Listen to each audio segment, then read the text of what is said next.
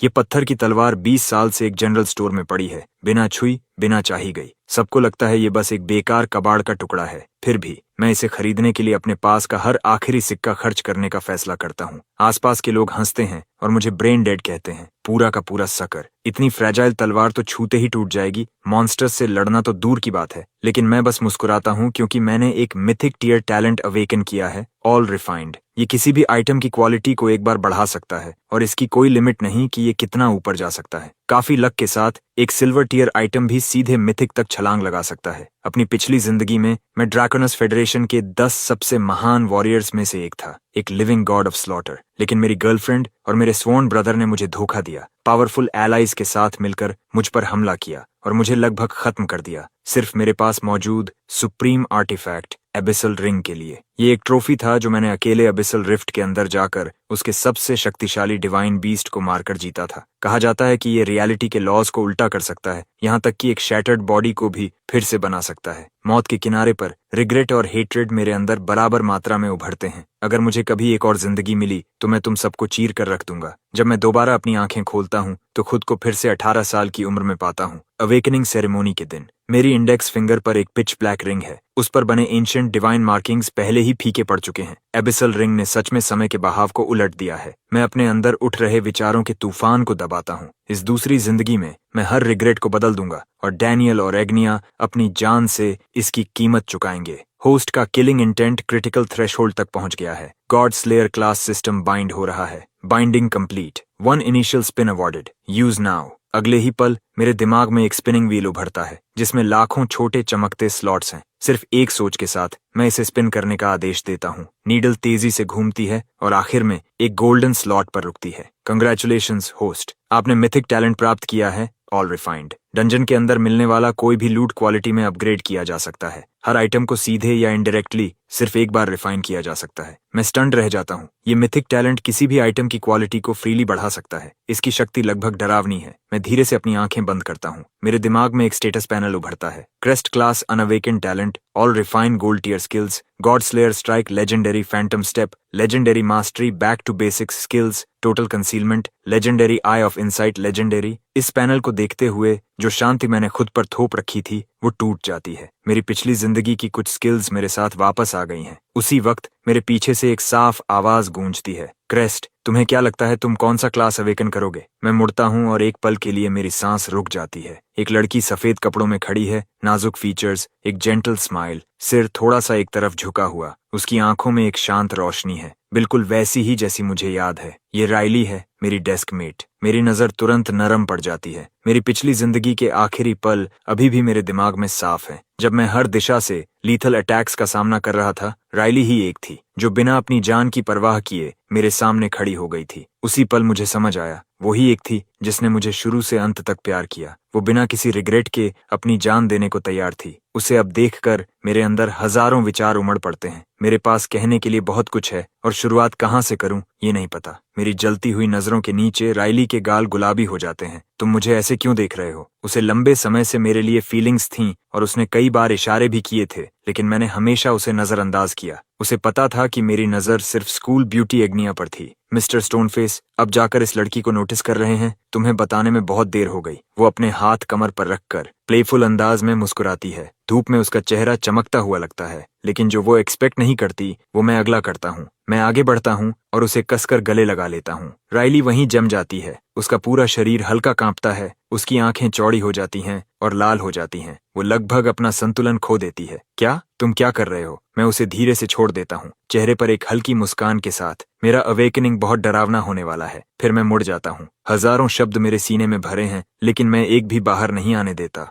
Riley का चेहरा लाल हो जाता है। वो थोड़ा सिर झुकाकर मेरी पीठ की तरफ चोरी से देखती है, अभी भी पूरी तरह संभली नहीं है। अगला, Daniel, hidden combat class, armour breaker, इनेट attribute rank, 8 stars. Teacher की अनाउंसमेंट भीड़ में हलचल मचा देती है। 8 स्टार टैलेंट और एरन फॉल फर्स्ट एकेडमी में साल की शुरुआत में ही एक मिल गया। सिर्फ स्टूडेंट्स ही नहीं, लीडरशिप सीट्स पर बैठे फैकल्टी मेंबर्स भी खुलकर खुश होते हैं। एक्सीलेंट, साल की क्या शुरुआत है। मैं स्टेज पर खड़े डेनियल को देखता हूँ। मेरा चेहरा पूरी तरह अनरीडेबल था। उसका अवेकनिंग बिल्कुल मेरी पास्ट लाइफ जैसा ही है। उसका परिवार ड्रैकोनस फेडरेशन के सबसे पावरफुल परिवारों में से एक है। उन्होंने उस पर एंडलेस रिसोर्सेज खर्च किए, उसे उसे असाधारण ऊंचाइयों तक धकेला और उसमें मेरा भी हाथ था। मेरी पास्ट लाइफ में इस बार मुझे उसे शुरुआत से ही कुचलना होगा। इस खून के कर्ज को चुकाना ही होगा। अब राइली की बारी है। वह स्टेज तक जॉग करती हुई जाती है और अवेकनिंग मोनोलिथ पर अपना हाथ रखती है। एक हल्की ग्रे मिस्ट उठती है और धीरे धीरे एक एंशिएंट साइथ में बदल जाती है जिस पर पुराने रूनिक इंस्क्रिप्शंस बने हैं। Hidden combat class, soul summoner, innate rank 7 stars. पूरा हॉल फिर से गूंज उठता है। किसी ने उम्मीद नहीं की थी कि इतनी जेंटल फेस वाली लड़की इतना डार्क और वायलेंट कुछ अवेकन करेगी। फिर मेरी बारी आती है। मैं अवेकनिंग मोनोलिथ तक जाता हूँ, धीरे से सांस लेता हूँ और अपना हाथ उस पर रख देता हूँ। अगले ही पल दुनिया बदल जाती है। एक टेरिफाइंग एनर्जी सर्ज बाहर फूट पड़ती है जैसी पहले कभी नहीं देखी गई। हर स्टूडेंट और टीचर शॉक में आ जाता है। लीडरशिप रो में बैठे फैकल्टी मेंबर्स, 10 से ज्यादा लोग विजिबली कांपने लगते हैं। क्या ये 9 स्टार्स से ऊपर का टैलेंट हो सकता है? मैं खुद भी हैरान हूँ। मेरा ओरिजिनल स्टार्टिंग क्लास असैसिन होना चाहिए था, लेकिन जो फिनोमिनन मेरे आसपास हो रहा है वो किसी भी ऑर्डिनरी असैसिन के बस की बात नहीं। तभी सिस्टम जवाब देता है, a new class has been bound to you. हवा में भरी टेरिफाइंग एनर्जी इकट्ठा होती है और कंप्रेस होकर एक लॉन्ग सोर्ड का शेप लेने लगती है। उसकी 3 फुट ब्लेड के आसपास की स्पेस में हेयरलाइन क्रैक्स पड़ने लगते हैं। Awakening complete. Mythic class, blade saint. मेरा सिर घूमने लगता है। ये मिथिक है, लेजेंडरी से एक पूरा टियर ऊपर। इतिहास में किसी ने भी शुरुआत में मिथिक क्लास अवेकन नहीं किया। शायद मैं ही पहला हूँ। मैं तुरंत अपना passive skill total concealment activate करता हूँ और अपने ब्लेड सेंट क्लास को एक सिमिलर साउंडिंग सोर्ड चैनलर में डिस्गाइज कर देता हूँ। मैं किसी को नहीं बता सकता कि मैं असल में क्या हूँ। इससे जो ट्रबल आएगा वो वर्थ नहीं है। अवेकनिंग मोनोलिथ के आसपास का फिनोमिनन शांत हो जाता है और एक सॉलिड लॉन्ग सोर्ड में कंडेंस हो जाता है। हर स्टूडेंट और फैकल्टी मेंबर उस मैसिव इथीरियल ब्लेड को घूर रहा है जो आसमान में सस्पेंडेड है। पूरा कैंपस एकदम साइलेंट हो जाता है। कुछ देर बाद अवेकनिंग टीचर मुश्किल से रिजल्ट अनाउंस करता है। Crest, इनेट attribute rank 10 stars. जैसे ही ये शब्द गिरते हैं हॉल फट पड़ता है। 10 स्टार्स? ये बच्चा आखिर किस तरह का मॉन्स्टर है? मैंने सोचा था डेनियल का 8 स्टार आर्मर ब्रेकर ही इंसेन था, और अब ये एक परफेक्ट 10 स्टार्स। टीचर आगे बोलता है, हिडन क्लास, सोर्ड चैनलर। हॉल एक पल के लिए शांत हो जाता है, फिर दोबारा एक्सप्लोड कर उठता है। कोई वे नहीं। मुझे लगा ये सोर्ड्समैन होगा। ये सोर्ड चैनलर कैसे हो सकता है? उफ, एनवी से मर ही गया था। कम से कम सोर्ड चैनलर उन मैक्स्ड आउट स्टैट्स को बैलेंस कर देता है। भीड़ मिक्स्ड फीलिंग्स के साथ बड़बड़ाने लगती है। सरफेस पर सोर्ड चैनलर सोर्ड्समैन जैसा लगता है, लेकिन असल में दोनों बहुत अलग हैं। सोर्ड्समैन एक प्योर मेले क्लास है, जबकि सोर्ड चैनलर क्लोज और लॉन्ग रेंज दोनों में एक्सेल करता है। ये एक हिडन क्लास है जो फिजिकल और मैजिकल अटैक्स दोनों को साथ में डेवलप करता है, लेकिन इसकी सबसे बड़ी कमजोरी साफ है। ये शुरुआत में बहुत कमजोर होता है। ड्यूअल कल्टीवेशन में स्टैंडर्ड क्लास से कहीं ज्यादा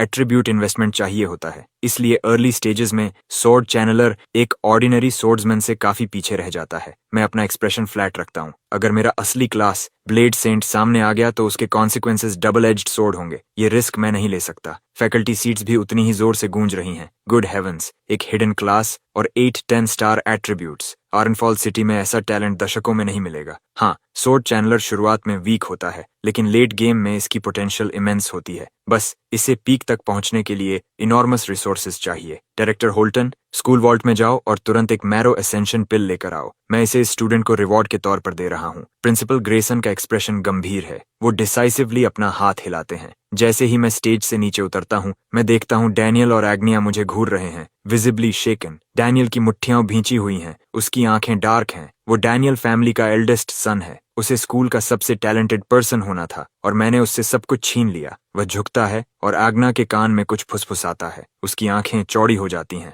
क्या तुम इस बारे में श्योर हो? रिलैक्स, तुम्हें इसे ज्यादा देर तक सहना नहीं पड़ेगा। ज्यादा से ज्यादा कुछ साल, जब तक हम उससे जितना निकाल सकते हैं निकाल लें। फिर किसी डंजन के अंदर मौका ढूंढकर उसे खत्म कर देंगे। एजी धीरे से सिर हिलाती है। उसके चेहरे पर एक ठंडी मुस्कान फैल जाती है। मैं ये सब देखता हूँ। दूरी इतनी ज्यादा है कि एक शब्द भी सुन नहीं सकता, लेकिन मुझे जरूरत भी नहीं है। मुझे पहले से सब पता है। जब उन्हें लगता है कि मैं उनकी तरफ देख रहा हूँ तो वो इसे ग्रीटिंग समझ लेते हैं। डैनियल तो मुस्कुराते हुए हाथ भी हिलाता है। हर एंगल से इनोसेंस की तस्वीर। एग्निया अपने बाल झटकती है और मुझे एक फ्लर्टेशियस विंक देती है, लेकिन अंदर से वो सिर्फ कंटेम्प्ट से भरी है।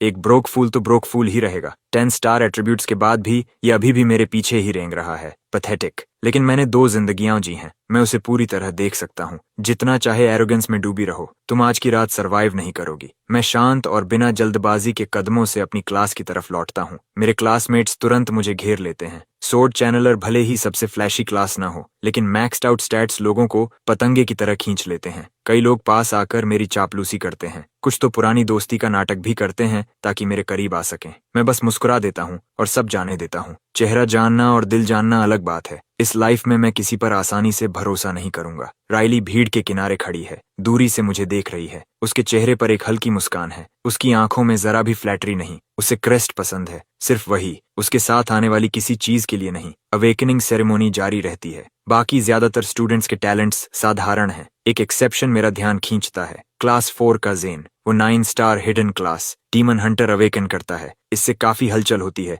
लेकिन मेरे 10 स्टार्स के सामने इवन 9 स्टार भी वैसी लहर नहीं बना पाता। मैं जेन को ध्यान से देखता हूँ, सोच में डूबा हुआ। मेरी पास्ट लाइफ में वो बिगिनर डंजन के अंदर मर गया था। अवेकनिंग सेरेमोनी खत्म होने के बाद मैं अपने डॉर्म में लौटता हूँ और अपना पर्सनल स्टेटस पैनल खोलता हूँ। Crest level 1, class blade saint, mythic tier, words only, strength 10, constitution 10, agility 10, spirit 10, luck 10, talent all refine, primal sword soul, skills god slayer strike, total concealment, phantom step, eye of insight. यही होता है 10 star full attributes का मतलब। हर stat 10 से शुरू होता है। Level 1 पर ही कुल 50 पॉइंट्स। मेरे बेस स्टैट्स पहले से ही लेवल 5 के अवेकेंट फाइटर्स के बराबर हैं। मैं अपने पैनल में एक एडिशनल टैलेंट नोटिस करता हूँ, प्राइमल सोर्ड सोल। जैसे ही मैं पढ़ता हूँ कि ये क्या करता है, मेरी सांस रुक जाती है। ये मुझे किसी भी सोर्ड स्किल को सीखने की अनुमति देता है, बिना किसी प्री रिक्विजिट के। सभी सोर्ड स्किल्स का डैमेज, स्पीड और मास्टरी ग्रोथ 300% बढ़ जाता है, और ये इफेक्ट मेरे रैंक बढ़ने के साथ और मजबूत होता जाता है।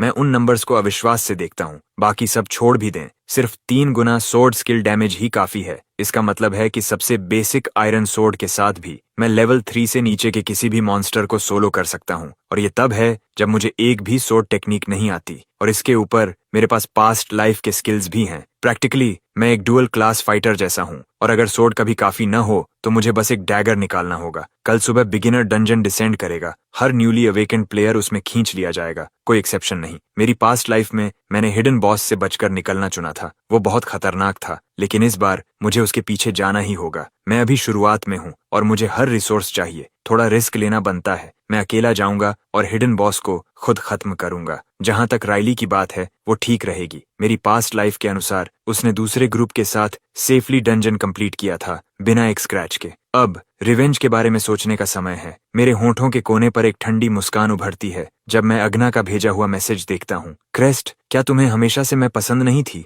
वेल, मैंने अपना मन बदल लिया है। मैं खुद से मुस्कुराता हूँ, बिल्कुल वैसे ही जैसे मेरी पास्ट लाइफ में हुआ था, शब्द शब्द। ये मैसेजेस, यही वो चीज थी जिसने उसी रात हमारे रिलेशनशिप को कंफर्म किया था। मैं तुरंत रिप्लाई टाइप करता हूँ, टुनाइट मेन बिल्डिंग की रूफटॉप, अकेले आना। मैसेज भेजने के बाद मैं कैंपस से निकलता हूँ और अपनी याददाश्त के सहारे सीधे एक वेपन शॉप की तरफ बढ़ जाता हूँ। अपने पास्ट लाइफ से मुझे पता है कि इस शॉप में एक स्टोन लॉन्ग स्वॉर्ड मौजूद है। बाहर की पत्थर जैसी परत को तोड़ते ही अंदर छिपी असली ब्लेड सामने आ जाती है। ये एक सिल्वर टियर लॉन्ग स्वॉर्ड है, लेकिन इसकी खुरदरी बाहरी शक्ल ने अब तक किसी को इसकी असली कीमत समझने नहीं दी। मुझे इसे किसी और से पहले हासिल करना होगा। जैसे ही मैं पहुंचता हूं, वहां पहले से मौजूद स्टूडेंट्स के बीच हल्की हल्की फुसफुसाहट फैल जाती है। वे एक दूसरे को देखते हैं और धीमे स्वर में बात करते हैं। मैं सबको नजरअंदाज करते हुए सीधे काउंटर की तरफ बढ़ जाता हूँ। तभी करीब मिड-20s की एक युवा महिला भीड़ से बाहर निकलती है और मेरा रास्ता रोक लेती है। उसने गोल्ड रिम ग्लासेस पहन रखे हैं और उसके व्यक्तित्व में एक सधा हुआ आत्मविश्वास और शाही एलिगेंस झलकता है। एक्सक्यूज मी,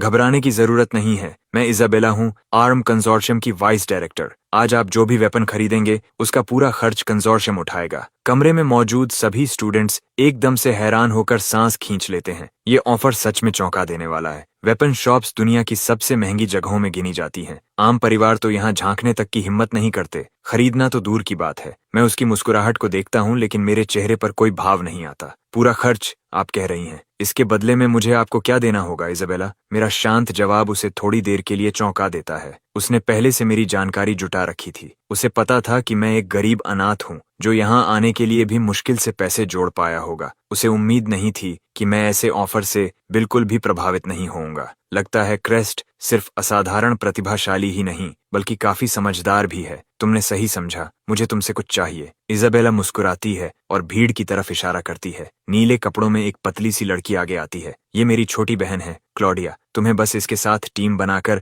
बिगिनर डंजन में इसकी रक्षा करनी होगी। बदले में मैं तुम्हारे चुने हुए किसी भी वेपन का खर्च उठाऊंगी। क्या कहते हो? मैं बिल्कुल भी प्रभावित नहीं होता। मैं क्लॉडिया को ध्यान से देखता हूँ। उसकी आंखों के पीछे एक शांत गर्व छिपा हुआ है। उसका टैलेंट शायद मुझसे कम हो, लेकिन उसके पास पैसा है और बहुत ज्यादा है। इस तरह के सौदे मेरे लिए नए नहीं हैं। सिर्फ न्यूली अवेकेंड प्लेयर्स ही बिगिनर डंजन में जा सकते हैं। कोई फैमिली गार्ड या हायर्ड फाइटर उनके साथ अंदर नहीं जा सकता। इसका मतलब है कि ओरम फैमिली की दूसरी बेटी को एक खतरनाक जगह में बिना किसी सुरक्षा के जाना होगा। जाहिर है उसे अपने साथ एक मजबूत फाइटर चाहिए और मैं इसके लिए एकदम सही हूँ। ये सोचकर मेरे चेहरे पर हल्की मुस्कान आ जाती है। मैं अपनी ठुड्डी सहलाता हूँ और जितना हो सके उतना मासूम चेहरा बनाता हूँ। ठीक है, फिर मुझे फ्रॉस्ट फैंग ड्रैगन ब्लेड चाहिए। जैसे ही मैं यह कहता हूँ, इजाबेला की आंखों में हल्का सा बदलाव आता है। उसे बिल्कुल उम्मीद नहीं थी कि मैं इतनी बड़ी मांग रखूंगा। फ्रॉस्ट फैंग ड्रैगन ब्लेड एक डायमंड टियर वेपन इस शॉप की सबसे कीमती चीज है, जिसकी कीमत लाखों एडवेंट कॉइन्स में है। उसके जैसी अमीर इंसान के लिए भी इसे तुरंत खरीद पाना आसान नहीं है। उसने सोचा था कि एक सिल्वर टियर वेपन मेरे जैसे साधारण और गरीब स्टूडेंट के लिए काफी होगा। आसपास खड़े स्टूडेंट्स एक दूसरे को हैरानी से देखते हैं। क्या यह सच में गंभीर है? ये बहुत बड़ी मांग है। हाँ, स्टैट्स के हिसाब से ये टॉप न्यू टैलेंट है, लेकिन इसका क्लास सोर्ड चैनलर है, जो शुरुआती स्टेज में काफी कमजोर माना जाता है। ये डायमंड टियर वेपन है और सवाल ये है कि क्या यह इसे इस्तेमाल भी कर पाएगा या नहीं। इजाबेला की आंखों में हल्की सी झुंझलाहट चमकती है। मैंने उसे सबके सामने मुश्किल स्थिति में डाल दिया था। उसका चेहरा सख्त हो जाता है। क्या तुम सच में गंभीर हो? मैं उसकी आंखों में सीधे देखते हुए मासूमियत से सिर हिलाता हूँ। बिल्कुल, इसमें क्या गलत है? मेरा यह व्यवहार उसके अंदर गुस्सा पैदा करता है, लेकिन वह इसे जाहिर नहीं होने देती। एक बिजनेस वुमन के लिए फायदा और नुकसान का संतुलन ही सबसे जरूरी होता है। उसके परिवार के पास पैसा है, लेकिन असीमित नहीं कि वह यूं ही खर्च कर सके। आखिरकार वह हल्की सी सांस छोड़ती है। मुझे माफ करना क्रिस्ट, क्या तुम कुछ और चुन सकते हो? फ्रॉस्ट फैंग ड्रैगन ब्लेड बहुत ज्यादा महंगी है। सच कहूं तो मुझे नहीं लगता कि तुम्हारी मौजूदा ताकत इतनी बड़ी इन्वेस्टमेंट को सही ठहराती है। अगर तुम सिल्वर टियर वेपन चुनो तो मैं खुशी से मान जाऊंगी। वह एक पेशेवर मुस्कान देती है। मैं सिर हिलाता हूँ। मेरी आवाज सीधी और अंतिम होती है। तो फिर रहने दीजिए, या तो वही सोर्ड या कुछ भी नहीं। इजाबेला की भौहें हल्की सिकुड़ जाती हैं। उसकी आंखों में असंतोष की झलक उभरती है। क्या तुम पक्का कह रहे हो? मेरे चेहरे पर कोई बदलाव नहीं आता। बिल्कुल पक्का। उसकी नजर ठंडी हो जाती है। वह हल्का सा सिर हिलाती है। ठीक है फिर क्लॉडिया, चलते हैं। क्लॉडिया मुझे एक संतुलित नजर से देखती है। ये पहली बार है जब उसने अपनी बहन को किसी नेगोशिएशन में पीछे हटते देखा है। इससे उसके मन में मेरे लिए एक अलग ही छाप बनती है। ये क्लासमेट सिर्फ असाधारण टैलेंट वाला नहीं है, इसका दिमाग भी कुछ अलग ही स्तर का है। उनके जाते ही मैं धीरे से सांस छोड़ता हूँ। मेरा कभी इरादा था ही नहीं मानने का, लेकिन सीधा इनकार करने से और दबाव बढ़ जाता। फ्रॉस्ट फैंग ड्रैगन ब्लेड मांगना सबसे आसान तरीका था उन्हें पीछे हटाने का। वैसे भी मैं डंजन के सबसे खतरनाक जोन में अकेले जाकर हिडन बॉस से लड़ने वाला हूँ। क्लॉडिया को साथ लाना इसे नामुमकिन बना देता। मैं भीड़ को पार करता हूँ और अकेले काउंटर तक पहुँचता हूँ। मैं एक फीमेल अटेंडेंट की तरफ देखता हूँ। मेरे लिए वह स्टोन सोर्ड नीचे उतार दीजिए। अटेंडेंट रुकती है, फिर मेरी उंगली के इशारे का पीछा करती है। वहां दीवार के डिस्प्ले केस के पीछे एक बदसूरत उभरी खाबरी पत्थर की चीज लटकी हुई है, जो मुश्किल से लॉन्ग सोर्ड जैसी दिखती है। ये किसी हथियार से ज्यादा अधूरा पत्थर लगता है। इससे किसी को चोट पहुंचाना भी मुश्किल होगा। अटेंडेंट पलक झपकाती है, साफ तौर पर हैरान। क्या आप सच में यही लेना चाहते हैं? मैं सिर हिलाता हूँ। वह हल्की सांस लेकर डिस्प्ले स्क्रीन पर कुछ कमांड्स दबाती है, केस नीचे करती है और स्टोन सोर्ड मुझे थमा देती है। मैं सोर्ड को पकड़कर उसका वजन महसूस करता हूँ। मेरी आंखों में हल्की सुनहरी चमक उभरती है, क्योंकि आई ऑफ इनसाइट तुरंत वेपन को स्कैन करता है। Stone husk silver tier F rank dungeon के बीस्ट से गिरा हुआ अंदर सील्ड सिल्वर टियर ब्लेड मौजूद है। अपने पास्ट लाइफ में मैंने एक स्टूडेंट को यही सोर्ड खरीदते देखा था। डंजन के अंदर उसने गलती से पत्थर की परत तोड़ दी और तभी असली ब्लेड सामने आई। तभी मुझे इसका राज पता चला था। बुरा नहीं है। इसकी कीमत क्या है? मैं एक हाथ में सोर्ड पकड़े पूछता हूँ। हमारे मैनेजर की पॉलिसी के अनुसार अवेकनिंग डे पर सभी न्यूली अवेकेंड प्लेयर्स को उनके एट्रीब्यूट रैंक के आधार पर डिस्काउंट मिलता है। जिनके पास 5 स्टार्स या उससे ज्यादा होते हैं, उन्हें वेपन्स 50% डिस्काउंट पर मिलते हैं। ये स्टोन सोर्ड सामान्यतः 8000 एडवेंट कॉइन्स की है, लेकिन आपके डिस्काउंट के बाद यह 500 में पड़ेगी। मैं हल्का सा सिर हिलाता हूँ। ये मैं संभाल सकता हूँ। सामान्य सिल्वर टियर वेपन्स की कीमत लगभग 10,000 से शुरू होती है। अगर इसकी पत्थर की परत टूट जाए तो इसकी कीमत कम से कम 10 गुना हो जाएगी और इस वक्त मेरी पूरी बचत भी 500 कॉइन्स ही है। ट्रांजैक्शन पूरा होता है और सोड मेरी हो जाती है। आपकी खरीदारी के लिए धन्यवाद। अटेंडेंट हल्का झुककर मुस्कुराती है, एक अभ्यास की हुई मुस्कान जो आंखों तक नहीं पहुंचती। आसपास खड़े स्टूडेंट्स हैरान रह जाते हैं। क्या यह पागल हो गया है? सस्ता है, लेकिन क्या इससे कुछ मारा जा सकता है? यह खरीदना तो आत्महत्या जैसा है। लेकिन भीड़ में एक चश्मा पहने स्टूडेंट सोच में पड़ जाता है। डंजन में स्टोन वेपन्स अक्सर गिरते हैं, लेकिन वे आमतौर पर बेकार होते हैं, एक ही वार में टूट जाते हैं। हालांकि बहुत ही कम संभावना होती है कि कोई स्टोन वेपन असल में सील्ड ब्लेड हो। क्या यह उसी पर दांव लगा रहा है? उसके शब्द भीड़ को शांत नहीं करते, बल्कि और मजाक उड़ाने का कारण बनते हैं। मेरे पिता ब्लैकस्मिथ हैं। मुझे पता है कि ऐसी संभावना कितनी कम होती है। मैं कह सकता हूँ कि इस पूरी शॉप के सारे स्टोन वेपन्स मिलाकर भी एक ढंग की ब्लेड नहीं देंगे। 500 कॉइन्स ऐसे ऑड्स पर खर्च करना, ये पूरी तरह मूर्खता है। मैं उनकी बातें सुनता हूँ, फिर चलते चलते रुक जाता हूँ। मेरे होंठों के किनारे पर धीमी मुस्कान उभरती है। कोई शर्त लगाना चाहता है? अगर मैं इस सोर्ड को तोड़कर असली ब्लेड निकाल दूं, तो तुम मुझे 3000 एडवेंट कॉइन्स दोगे। अगर नहीं निकली तो मैं तुम्हें 5000 दूंगा। कोई तैयार है? मेरी आवाज पूरी शॉप में गूंजती है। स्टूडेंट्स, स्टाफ, यहाँ तक कि अटेंडेंट्स भी मुझे ऐसे देखते हैं जैसे मैं पागल हो गया हूँ। सील्ड ब्लेड मिलने की संभावना 1000 में 1, शायद 10,000 में 1 होती है। उनके मैनेजर या सबसे अनुभवी ब्लैकस्मिथ भी इस स्टोन में कुछ खास नहीं देख पाए, और फिर भी मैं इस पर दांव लगाने को तैयार हूँ। ये तो जैसे खुद पैसे बांटने जैसा है। स्टूडेंट्स तुरंत आगे आते हैं, इस मौके का फायदा उठाने के लिए उत्साहित।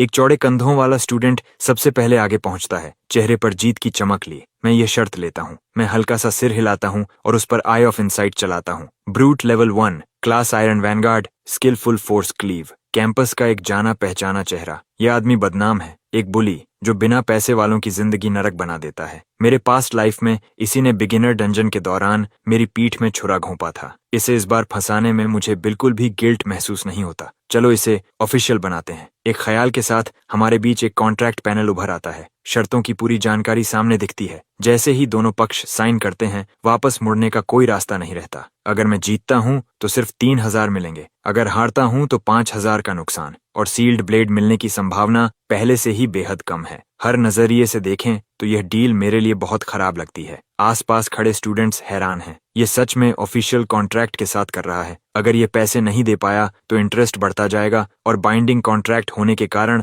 कोई पीछे नहीं हट सकता। ब्रूटो कॉन्ट्रैक्ट को घूरता है, एक पल के लिए झिझकता है, फिर फैसला कर लेता है। उसके पक्ष में ऑड्स बहुत ज्यादा हैं। ऐसा मौका कौन छोड़ता है? वैसे भी 3000 एडवेंट कॉइन्स उसके परिवार के लिए कुछ खास नहीं है। मुझे नीचा दिखाना ही उसके लिए काफी है। वह बिना हिचकिचाए कॉन्ट्रैक्ट पर साइन कर देता है। ब्रूटो अपनी बाहें मोड़कर मुस्कुराता है। चलो फिर अपनी पत्थर की खिलौना तोड़ो। सच कहूं तो मुझे शक है कि तुम्हारे जैसे गरीब के पास 5000 चुकाने के पैसे भी होंगे या नहीं। वह अपनी बात पूरी भी नहीं कर पाता। उसकी घमंडी मुस्कान अचानक गायब हो जाती है और उसकी जगह गहरा सदमा ले लेता है, क्योंकि उसी पल मैं स्टोन सोर्ड को नीचे लाकर जोर से तोड़ देता हूँ। एक तेज क्रैक पूरी शॉप में गूंजता है। हर इंसान वहीं ठहर जाता है। शोर खत्म हो जाता है। अफरा तफरी की जगह पूरी खामोशी छा जाती है। पत्थर के टुकड़े गिरते हैं और फिर वह सामने आता है। एक प्राचीन दिखने वाली काली स्टील सोर्ड, लगभग 3 FT लंबी डार्क ब्लेड, जिसमें गहरे क्रिम्सन वेन्स बहते खून की तरह धड़कते हुए नजर आते हैं। Crimson veined iron sword, silver lower grade, special trait blood रिंकर।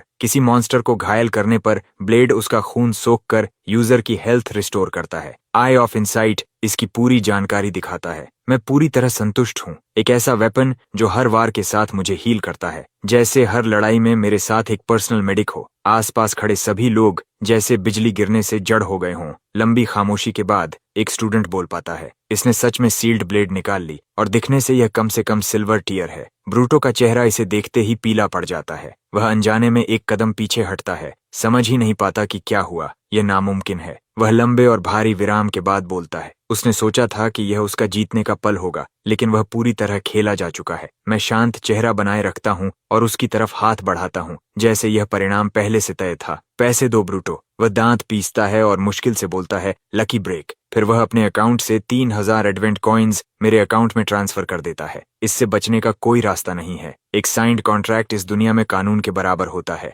सबसे ताकतवर लोग भी इसे तोड़ नहीं सकते। पेमेंट मिस करने पर इंटरेस्ट हर सेकंड बढ़ता है। उसके पास अभी देने के अलावा कोई विकल्प नहीं। मैं वेपन शॉप से आराम से बाहर निकलता हूँ। मेरा चेहरा उतना ही शांत है जितना पहले था। ब्रूट मुझे जाते हुए देखता है। उसका चेहरा गुस्से और शर्म के बीच बदलता रहता है, जैसे वह फटने वाला हो। उसकी आवाज धीमी और कांपती हुई निकलती है, क्रेस्ट, मैं इसे नहीं भूलूंगा। अपने प्राइवेट डॉर्म रूम में वापस आकर मैं सोर्ड को सामने रखता हूँ और ऑल रिफाइन एक्टिवेट करता हूँ। एक पवित्र सुनहरी रोशनी फैलती है और सोर्ड मेरी आंखों के सामने बदलने लगती है। ब्लड थर्स्ट ब्लेड, सिल्वर अपर ग्रेड। ब्लड रिंकर, किसी मॉन्स्टर को घायल करने पर हेल्थ रिस्टोर होती है। ब्लड किल, किसी मॉन्स्टर को मारने पर 30 सेकंड्स के लिए सभी एट्रीब्यूट्स 5 पॉइंट्स बढ़ जाते हैं। मैं सच में हैरान हूँ। ये टैलेंट अपने नाम के मुताबिक है, सीधे लोअर सिल्वर से अपर सिल्वर तक का जंप, और साथ में एक नया स्पेशल इफेक्ट अनलॉक हो गया। ब्लेड खुद भी बदल गई है, ज्यादा भारी, ज्यादा तेज, बस पकड़ते ही फर्क महसूस होता है। मैं खिड़की से बाहर देखता हूँ।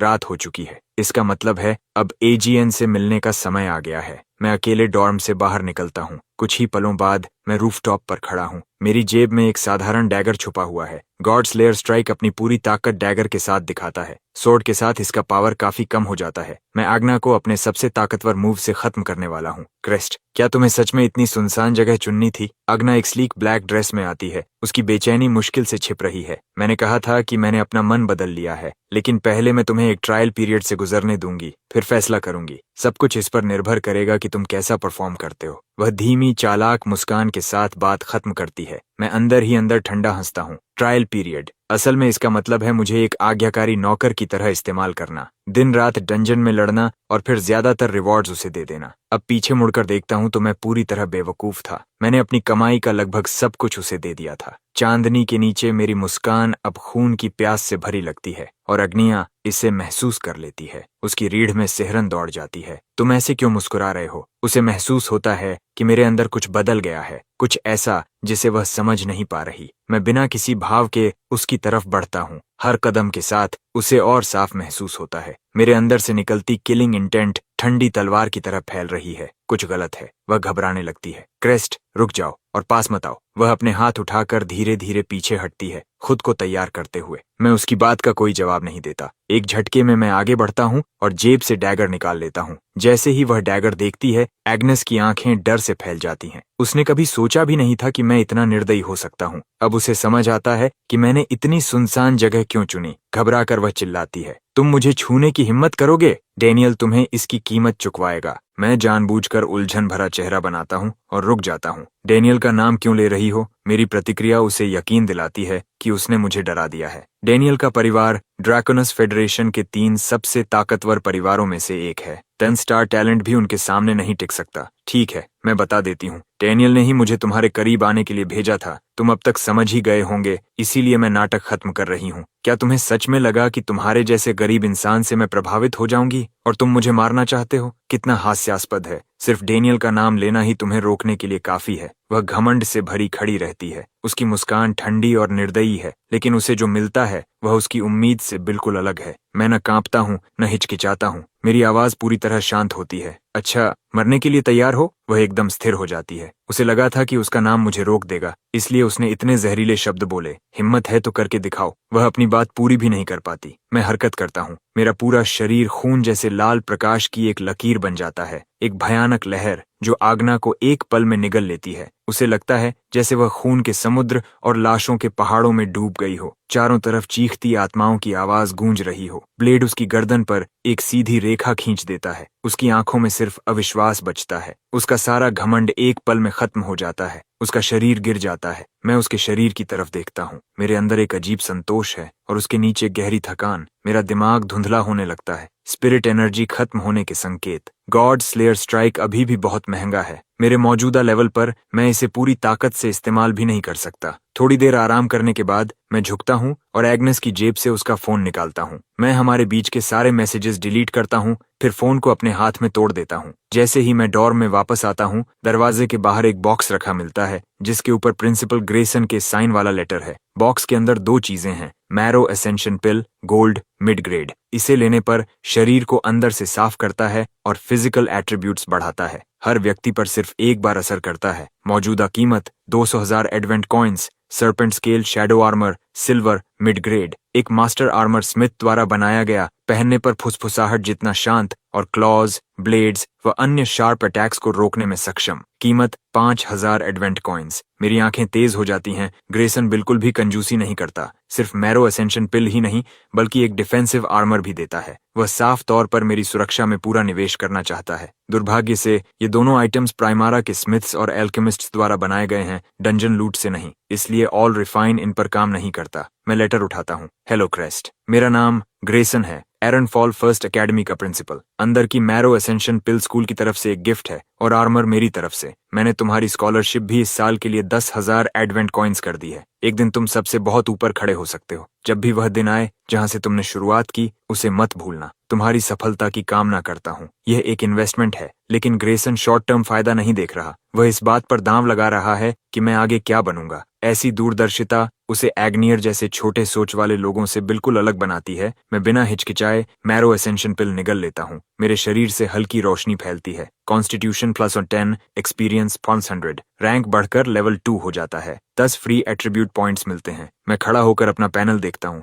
मैं सारे डन पॉइंट्स एजिलिटी में डाल देता हूँ। सोर्ड क्लास के लिए स्पीड और फ्लूइडिटी ही सब कुछ होती है। ये मेरे पास्ट लाइफ के असैसिन से बहुत अलग नहीं है। फिर मैं लेट जाता हूँ, आंखें बंद करता हूँ और नींद को खुद पर हावी होने देता हूँ। गॉड स्लेयर स्ट्राइक ने मेरे शरीर पर भारी असर डाला है। पूरी ताकत पाने के लिए मुझे आराम चाहिए। जब मैं उठता हूँ तब तक अगली सुबह हो चुकी होती है। जैसे ही मैं आंखें खोलता हूँ, गहरे नीले प्रकाश का एक स्तंभ मुझे घेर लेता है। अगले ही पल मेरा शरीर प्राइमारा से गायब हो जाता है। जब मैं फिर से आंखें खोलता हूँ, एक जंगल में खड़ा हूँ। आसपास की वनस्पति खतरनाक ऊर्जा से भरी हुई है। मैं ब्लड थर्स्ट ब्लेड निकालता हूँ और आगे बढ़ता हूँ। आगे से एक चीख सुनाई देती है। एक फीमेल प्लेयर का शरीर पेड़ों से गिरता है। उसके घाव साफ बताते हैं कि यह किसी कार्निवरस एप का काम है। तभी एक भयानक दहाड़ गूंजती है। एक विशाल और डरावना एप ऊपर से कूदता है। दोनों हाथ जोड़कर हथौड़े की तरह सीधे मेरी तरफ वार करता है। मैं तेजी से साइड स्टेप करता हूँ और मुश्किल से बचता हूँ। मैंने ये पहले ही भांप लिया था। इस मॉन्स्टर ने बॉडी का इस्तेमाल मुझे डिस्ट्रैक्ट करने के लिए किया। मैंने जानबूझकर इसे ऐसा करने दिया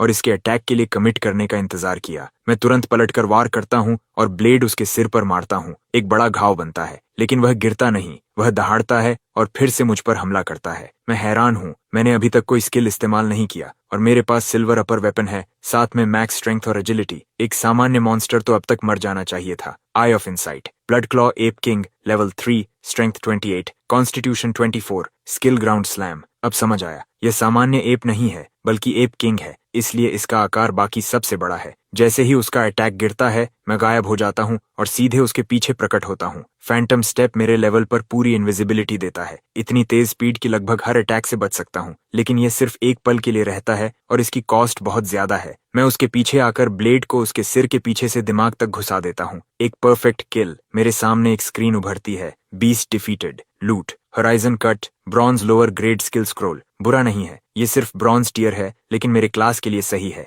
तभी ग्लोबल चैनल पर मैसेज आता है। ड्रैकनस फेडरेशन का एक सोर्ड चैनलर फर्स्ट किल हासिल करता है। उसे फर्स्ट ब्लड टाइटल मिलता है। साथ ही ड्रैकनस फेडरेशन के सभी प्लेयर्स को एक हीलिंग पोशन मिलता है और तुरंत हर प्लेयर के हाथ में एक रिकवरी वायल आ जाता है। ग्लोबल चैनल में हलचल मच जाती है। क्या इस साल फर्स्ट किल ड्रैकनस फेडरेशन के प्लेयर ने लिया, और वह भी सोर्ड चैनलर? क्या वह एरन फॉल फर्स्ट एकेडमी का क्रेस्किड हो सकता है, वही देन स्टार वाला? फिर भी इस साल कई सोर्ड चैनलर्स हैं, कोई भी हो सकता है। मेरा स्टेटस पैनल अपडेट होता है। एक नया टाइटल स्लॉट दिखाई देता है। फर्स्ट ब्लड, परमानेंट बोनस, सभी एट्रीब्यूट्स +5। मैं अपने हाथ में पकड़े स्किल स्क्रॉल को देखता हूँ। ब्रॉन्ज टियर है, लेकिन मैं इसे रिफाइन कर सकता हूँ। एक ही ख्याल के साथ स्क्रॉल बदल जाता है। ये सिल्वर टियर स्किल स्क्रॉल बन जाता है। Draw slash, silver lower grade. Blade को शीथ में वापस डालो, मन को केंद्रित करो, एक मोशन, एक कट। मैं खुद को रोक नहीं पाता। एक ही रिफाइन में 2 सब टियर्स की जंप ने अंदर एक्साइटमेंट जगा दी है। मैं इसे तुरंत इस्तेमाल करता हूँ। तकनीक मेरे शरीर में दौड़ जाती है।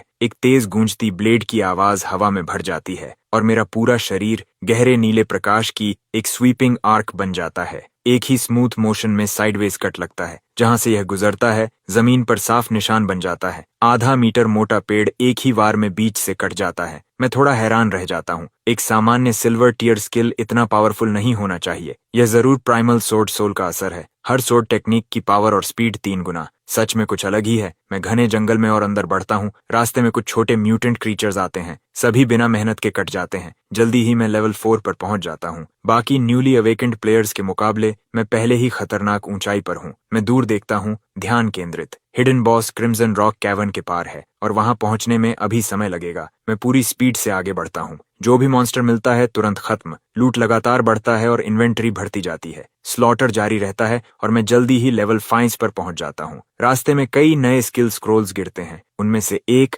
Bronze lower grade sword technique all refine के बाद thunder strike blade art silver mid grade बन जाती है। मैं मुस्कुराता हूँ और स्क्रोल को हाथ में तोड़ देता हूँ। तुरंत बिजली ब्लड थर्स्ट ब्लेड के चारों तरफ लिपट जाती है, जैसे एन्चांटमेंट हो। ब्लेड की शार्पनेस और स्ट्राइकिंग पावर एक लेवल ऊपर चली जाती है। तभी एक ग्रे बैक वाइल्ड वुल्फ झाड़ियों से निकलकर सीधे मुझ पर झपटता है। मैं ब्लेड उठाता हूँ और वार करता हूँ। बिजली एक पल में उसे चीर देती है और वह वहीं गिर जाता है। जैसे ही मैं सोर्ड शीथ करने लगता हूँ, आगे जंगल से एक साथ कई आवाजें गूंजती हैं। मेरी पकड़ टाइट हो जाती है। मैं देखता हूँ, हर दिशा से दर्जनों ग्रे बैक म्यूटेंट वुल्व्स मुझे घेर रहे हैं। तेज पंजे जो इंसान को पल भर में चीर सकते हैं। मेरे शरीर में ठंडी लहर दौड़ती है। इससे बुरा लक नहीं हो सकता। ये कम से कम स्मॉल बीस्ट टाइड है। कोई भी सामान्य टीम यहाँ खत्म हो जाती। एक पल के लिए मैं सोचता हूँ, फैंटम स्टेप मुझे बाहर निकाल सकता है, लेकिन इतना एक्सपीरियंस छोड़ना मैं नहीं चाहता। मैं अपनी जीभ होंठों पर फेरता हूँ। मेरी आंखों में एक भूखी चमक आती है। आई ऑफ इनसाइट से मैं पैक को स्कैन करता हूँ। उनकी एजिलिटी अच्छी है, लेकिन मुझसे कम। मैं लड़ने का फैसला करता हूँ। ब्लड थर्स्ट ब्लेड के साथ हर किल मुझे तुरंत रिस्टोर करता है। अगर मैं पूरे पैक को खत्म कर दूं तो कई लेवल्स बढ़ सकते हैं। मैं गरजता हूं और आगे बढ़ता हूं, ड्रॉ स्लैश एक्टिवेट करते हुए। वुल्व्स डरते नहीं, उनकी संख्या ज्यादा है। जंगल उनकी आवाजों से भर जाता है। मैं वार करता हूं, ब्लेड पर बिजली चमकती है। मेरी मूवमेंट्स इतनी तेज हैं कि ब्लर हो जाती हैं। उनकी स्पीड के बावजूद मेरी सोर्ड्समैनशिप के सामने वे कुछ नहीं। थंडर स्ट्राइक ब्लेड आर्ट और ड्रॉ स्लैश साथ मिलते हैं। उनकी कंबाइंड पावर तेजी से बढ़ती है। कुछ ही पलों में कई वुल्व्स गिर जाते हैं। मेरा एक्सपीरियंस लगातार बढ़ता है। मैं एक मशीन की तरह चलता हूँ। ठंडा चेहरा, लगातार वार, बिना रुके। कुछ ही समय में एक भी वुल्फ बाकी नहीं रहता। तभी पेड़ों के बीच से कुछ और निकलता है। एक विशाल वुल्फ। उसकी फर चांदनी में चमकती चांदी जैसी सफेद। उसका आकार बाकी सबसे बड़ा। ये पूरी तरह अलग स्तर का है। उसकी स्पीड डरावनी है। वह एक पल में दूरी खत्म करता है और मैं रिएक्ट भी नहीं कर पाता कि वह मेरी बांग छू जाता है। दो गहरे घाव बनते हैं, खून बहने लगता है। आधा सेकंड और होता तो मेरा हाथ जा सकता था। आई ऑफ इनसाइट तुरंत सक्रिय होता है। Silverback wolf king level 6। Skills silver claw, fang rip, rapid charge. Wolf king मुझे घेरते हुए घूमता है, अगला वार सेट करता हुआ। मैं उसे घूरता हूँ। मेरा चेहरा शांत है। मैं सोर्ड को शीथ में डाल देता हूँ। फिर मैं आगे बढ़ता हूँ, पहले अटैक करने का फैसला करते हुए, जबकि मैं अभी भी ब्लीडिंग कर रहा हूँ, क्योंकि उस लास्ट एक्सचेंज में ड्रॉ रीच मैक्स मास्टरी हो चुका है और मिड फाइट ही flash draw silver mid grade में अपग्रेड हो गया। मैं ब्लेड को कसकर पकड़ता हूँ। स्पिरिट एनर्जी मेरे हाथ से होकर सोर्ड में दौड़ती है और एक पल में पूरी ब्लेड क्रैकलिंग लाइटनिंग की आर्क से जल उठती है। अगले ही मोमेंट मैं डीप ब्लू लाइटनिंग की एक स्ट्रीक बन जाता हूँ। ब्लेड प्योर लाइट की एक लाइन छोड़ते हुए सीधा कट करती है। ये स्लैश इतना तेज है कि वुल्फ किंग रिएक्ट करने का मौका भी नहीं पाता और जमीन पर गिर जाता है, dead. Wolf king slain. Experience plus 500, flash draw mastery plus 145, thunder strike blade art mastery plus 100 loot, iron cleave, bone splitter, wolf king's heart. बाकी के वुल्व्स जम जाते हैं, फिर पैनिक में आ जाते हैं। जो ज्यादा कावडली हैं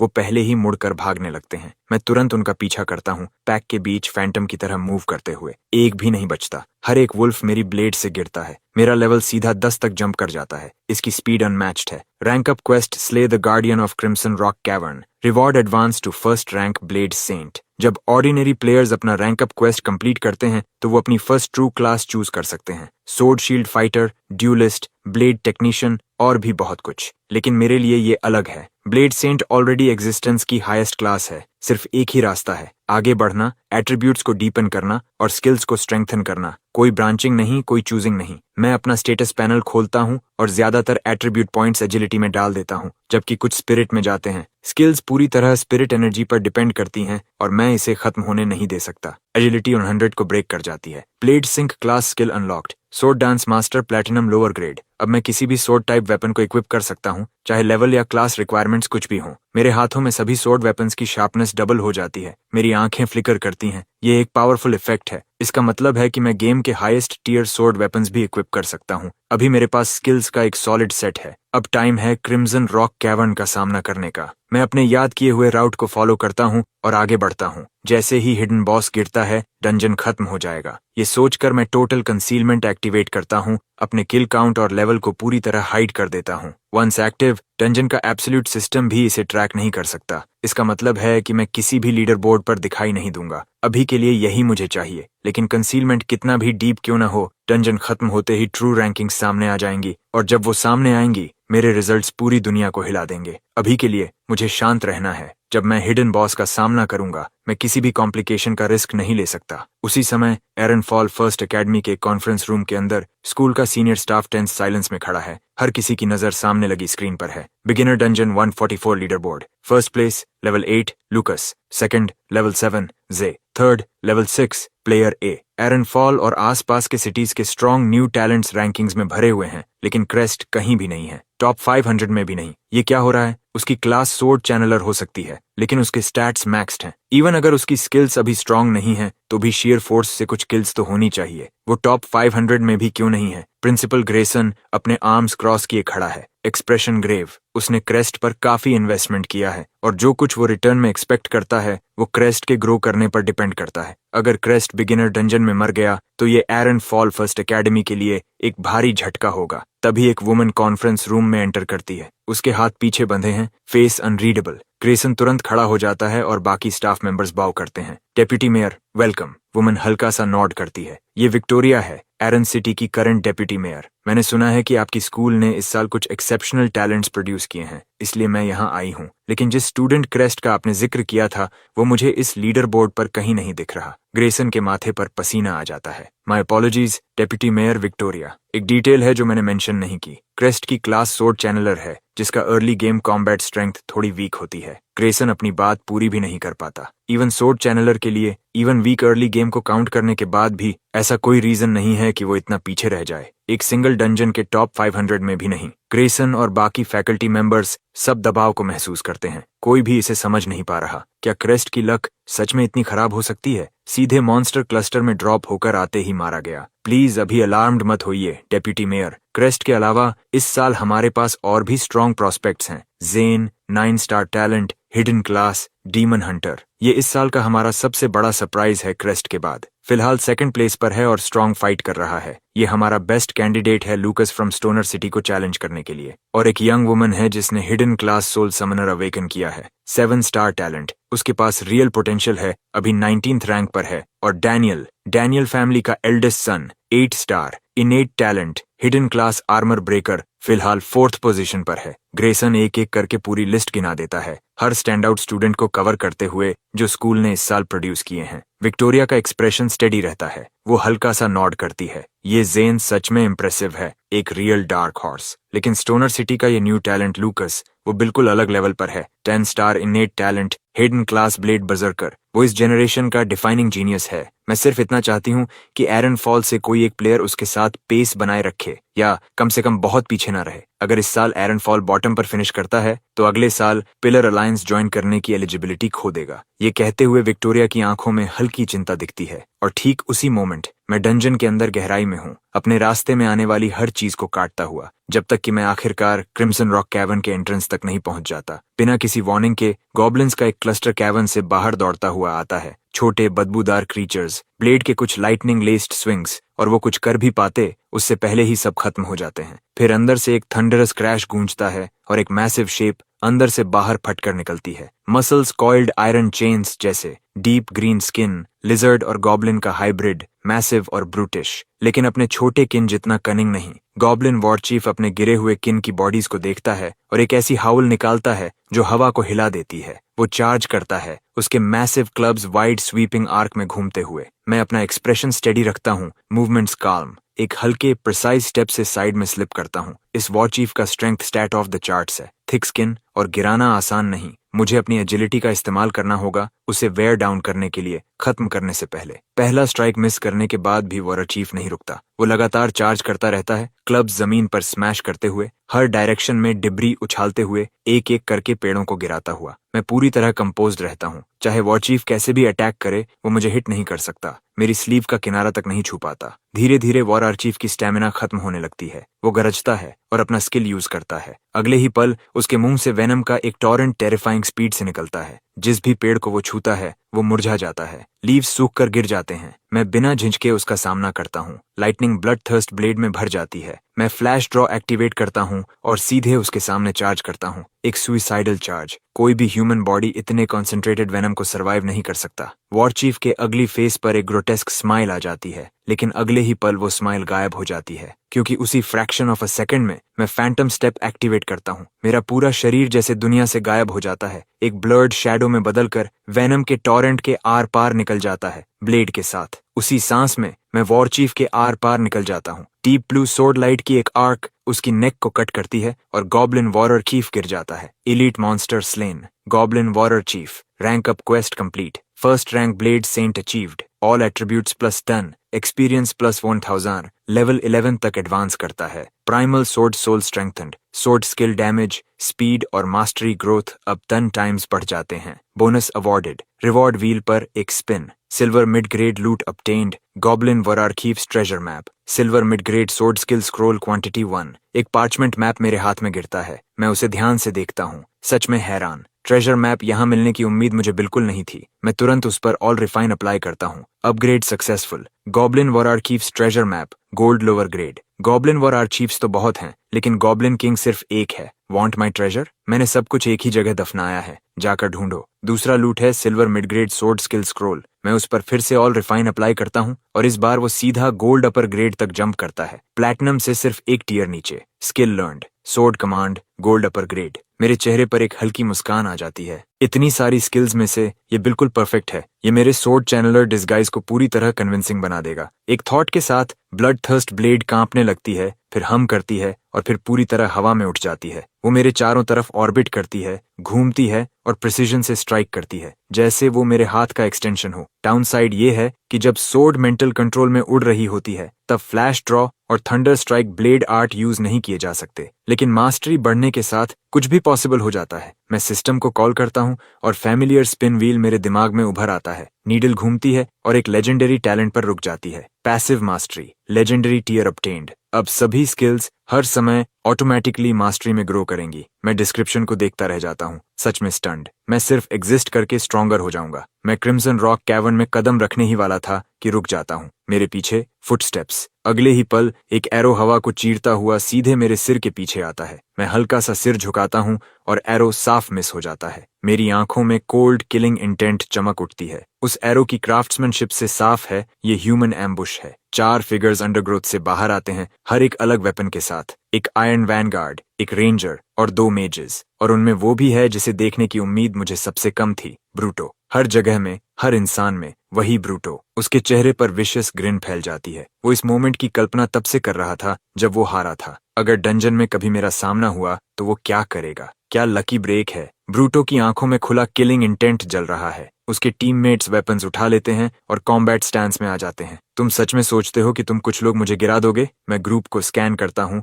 मेरी आवाज फ्लैट और पूरी तरह काल्म है, डर का कोई निशान नहीं। बॉस, ये आसान नहीं लग रहा, एक मेज नर्वस होकर बोलता है। उसके पास खड़ी रेंजर ठंडी हंसी छोड़ती है। फ्लोरा, टेंशन मत लो, ये बस दिखावा कर रहा है। क्रेस्ट, साफ सुन लो, ब्रूटो पहले ही लेवल 7 पर है, हम बाकी लेवल 5 पर हैं और हर एक के पास 2 स्किल्स हैं। तुम जैसे सोर्ड सॉवरेन क्या कर लोगे? मैं बस मुस्कुरा देता हूँ, खुद ही देख लो। रेंजर सबसे पहले मूव करता है, बो ड्रॉ करता है। डार्क रेड लाइट से लिपटा एरो मेरी तरफ आता है। मैं उसे आते हुए देखता हूँ और हिलता तक नहीं। ये ट्रैकिंग एरो है, चाहे जितना डॉज करो ये पीछा करेगा। इसलिए मैं सोर्ड स्विंग करता हूँ और उसे हवा में ही 2 टुकड़ों में काट देता हूँ। मैं कदम जमाता हूँ और आगे बढ़ता हूँ। लाइटनिंग मेरी ब्लेड पर क्रैकल करती है। स्ट्राइक इतनी तेज है कि दिखती भी नहीं। कोई रिएक्ट करे उससे पहले ही मैं रेंजर के सामने हूँ। एक थ्रस्ट उसकी थ्रोट में और खत्म। बाकी तीनों शॉक्ड रह जाते हैं। उन्होंने कभी नहीं सोचा था कि मैं इतना तेज मूव करूंगा या बिना हेजिटेशन के इतना रूथलेस स्ट्राइक करूंगा। सर्वाइवर्स के बीच एंगर भड़क उठता है। मेल मेज आखिर अपना स्किल यूज करता है। बास्केटबॉल जितना बड़ा फायरबॉल हवा में बनता है और मेरी तरफ फेंका जाता है। मुझे सिर्फ बोर्डम महसूस होता है। ये लोग बहुत वीक हैं, इनके साथ फाइट करना टाइम वेस्ट है। मेरा एक्सप्रेशन ठंडा हो जाता है। मैं ड्रॉ और फ्लैश एक्टिवेट करता हूँ। अगले ही पल मैं एक ब्लर बन जाता हूँ। फायरबॉल मेरे पास आने से पहले ही स्मोक में बदल जाता है। बिना रुके मैं ब्लू लाइट की स्लैश की तरह हवा में स्ट्रीक करता हूँ और मेज के शरीर के आर पार निकल जाता हूँ। एक स्ट्राइक, खत्म। फ्लोरा और ब्रूटो स्टंड खड़े हैं। एक स्किल, एक किल, फुल हेल्थ के साथ। इस लेवल की पावर के पीछे के स्टैट्स डरावने हैं। शुरू से लेकर अब तक मैंने सिर्फ 2 बार सोर्ड स्विंग की है, हर स्ट्राइक पर एक किल। उस तरह की स्ट्रेंथ बिल्कुल absurd है। क्या मेरा लेवल सच में ब्रूट से भी हायर हो सकता है? दोनों में से कोई भी इस बात पर यकीन नहीं कर पाता। फ्लोरा, डर मत, ये सिर्फ अच्छा गियर है, ब्रूटो गरजता है। उसे पता है कि अब ये फाइट टू द डेथ है, इसीलिए वो किसी भी हालत में आगे बढ़ता है। फ्लोरा सिर हिलाती है, अपना स्टाफ उठाती है और एनर्जी चैनल करना शुरू करती है। एक वाटर स्पीयर धीरे धीरे बनता है और हवा में हवर करने लगता है। ब्रूट का मैसिव शरीर आगे लपकता है, धूल का गुबार उड़ाते हुए। उसका एंशिएंट शील्ड उसके चारों तरफ बैरियर बना लेता है और उसी मोशन में उसका राइट हैंड एक भारी क्लीवर सीधा मेरी तरफ गिराता है। मैं उस चमकती ब्लेड को बिना झिझक देखता हूँ। बस एक सिंपल लीन और स्ट्राइक मिस हो जाता है। मैं घूमता हूँ और लाइटनिंग फास्ट मोशन में थ्रस्ट करता हूँ। ब्रूट के सिर में डर की सिहरन दौड़ जाती है। वो जल्दी से अपना शील्ड उठाता है। वो हिट ले लेता है, लेकिन फोर्स उसे पीछे उड़ा देती है। ब्रूटो अंदर तक हिल जाता है। एक बेसिक अटैक, बस एक नॉर्मल स्विंग, और उसका ज्यादातर एचपी उड़ गया। वो एक टैंक वॉरियर है, अपनी मैसिव हेल्थ पूल के लिए फेमस। हिट सिर्फ शील्ड पर लगा था, फिर भी इतना पावरफुल कैसे? वो दिमाग लगाता है और सिर्फ मेरे वेपन को ब्लेम कर पाता है। ब्रूटो दांत भींचता है और अपनी चेस्ट पर लटका नेकलेस क्रश करता है। एक अजीब फोर्स निकलती है और मेरी ब्लेड को जकड़ लेती है। ब्लड थर्स्ट ब्लेड मेरे हाथ से छूटकर हवा में लटक जाती है, मेरी रीच से बाहर। ब्रूट स्मर्क करता है, जैसे अब फाइनली अपर हैंड मिल गया हो। क्रेस्ट, तुमने मुझे सच में मजबूर कर दिया। ये नेकलेस वन टाइम आइटम था, मेरे जैसे इंसान के लिए भी कॉस्टली था, लेकिन काम करता है, बस वही काफी है। अब तुम खत्म हो। मौका देखते ही फ्लोरा अटैक करती है। वाटर स्पीयर हवा से लॉन्च होकर मेरी तरफ आता है। ब्रूट की आंखों में जीत की चमक आ जाती है, जैसे मैं पहले ही मर चुका हूँ। लेकिन अगले ही पल हवा में लटकी ब्लेड कांपती है, जैसे किसी इनविजिबल हाथ ने उसकी हिल्ट पकड़ ली हो। फिर वो एंगल में स्लैश करती है और वाटर स्पीयर को तोड़ देती है। मैंने एक मसल भी नहीं हिलाया। ब्लड थर्स्ट ब्लेड घूमती है और वापस मेरे पास आकर हवा में शांत हवर करने लगती है। ब्रूटो का चेहरा पत्थर जैसा सफेद पड़ जाता है, उसकी आवाज कांपती है। ये लेट गेम स्किल है, क्रेस्ट के पास अभी कैसे? मेरा एक्सप्रेशन बर्फ जैसा ठंडा है। मैं दूर से ब्रूटो की तरफ इशारा करता हूँ। ब्लड थर्स्ट ब्लेड एक काले साए की तरह उसकी तरफ शूट करती है। ब्रूटो डेस्परेट होकर रेजिस्ट करता है, 2 ब्लॉक्स मैनेज करता है, लेकिन ब्लेड आखिर उसकी थ्रोट तक पहुंच जाती है। मरते वक्त भी उसकी आंखों में शौक जमी रहती है। आखिरी बची फ्लोरा का चेहरा पूरी तरह सफेद हो जाता है और वो जमीन पर गिरकर कांपने लगती है। मैं गलत थी, प्लीज मुझे मत मारो, मैं कुछ भी करूंगी। लेकिन मैं उसे देखता हूँ और बस सिर हिला देता हूँ। कुछ गलतियां वापस नहीं ली जा सकती। मैं अपनी ब्लेड उठाता हूँ और उसे खत्म कर देता हूँ। 4 मैन स्क्वाड को हराने पर प्लस 288 एक्सपी, लेवल 12। मैं स्कारलेट रॉक कैवर्न की गहराई की तरफ मुड़ता हूँ। अब अंदर जाने का वक्त है। अंदर पूरा अंधेरा है, बैट्स के झुंड शैडोज में उड़ते हैं, माहौल बेहद अनसेटलिंग है। मैं गॉब्लिन किंग्स ट्रेजर मैप निकालता हूँ और उसे ध्यान से देखता हूँ। प्लान साफ है, पहले लूट फिर हिडन बॉस। मैं मैप के कोऑर्डिनेट्स फॉलो करता हूँ। म्यूटेंट फ्रॉग्स और कभी कभी डार्क फेदर और क्लॉ मुझ पर अटैक करते हैं, लेकिन मैं उन्हें आसानी से खत्म कर देता हूँ। इसी बीच मैं लेवल 13 तक पहुंच जाता हूँ। अचानक टनल खुलता है, बदबू इतनी तेज है कि जैसे स्वॉम्प गैस बन जाए। Goblin layer. मुझे समझ आ जाता है कि मैं किसी बेहद गंदी जगह में आ गया हूँ। अंदर कदम रखते ही सामने का दृश्य मुझे झकझोर देता है। इंसानी शरीर के कटे हुए हिस्से हर जगह बिखरे पड़े हैं। प्लेयर स्क्वाड्स यहाँ बुरी तरह मारे गए हैं। अंदर गहराई में एक फीमेल प्लेयर बंधी हुई है, उसके शरीर पर घाव हैं। मेरे कदमों की आवाज सुनकर वो मुश्किल से आंखें खोलती है, फिर अचानक उसकी नजर फैल जाती है। Sir, crest. मैं हल्का सा भौहें चढ़ाता हूँ और आई ऑफ इनसाइट एक्टिवेट करके उसका प्रोफाइल चेक करता हूँ। वो क्लॉडिया है, ओरम कंसोर्टियम की सेकंड डॉटर।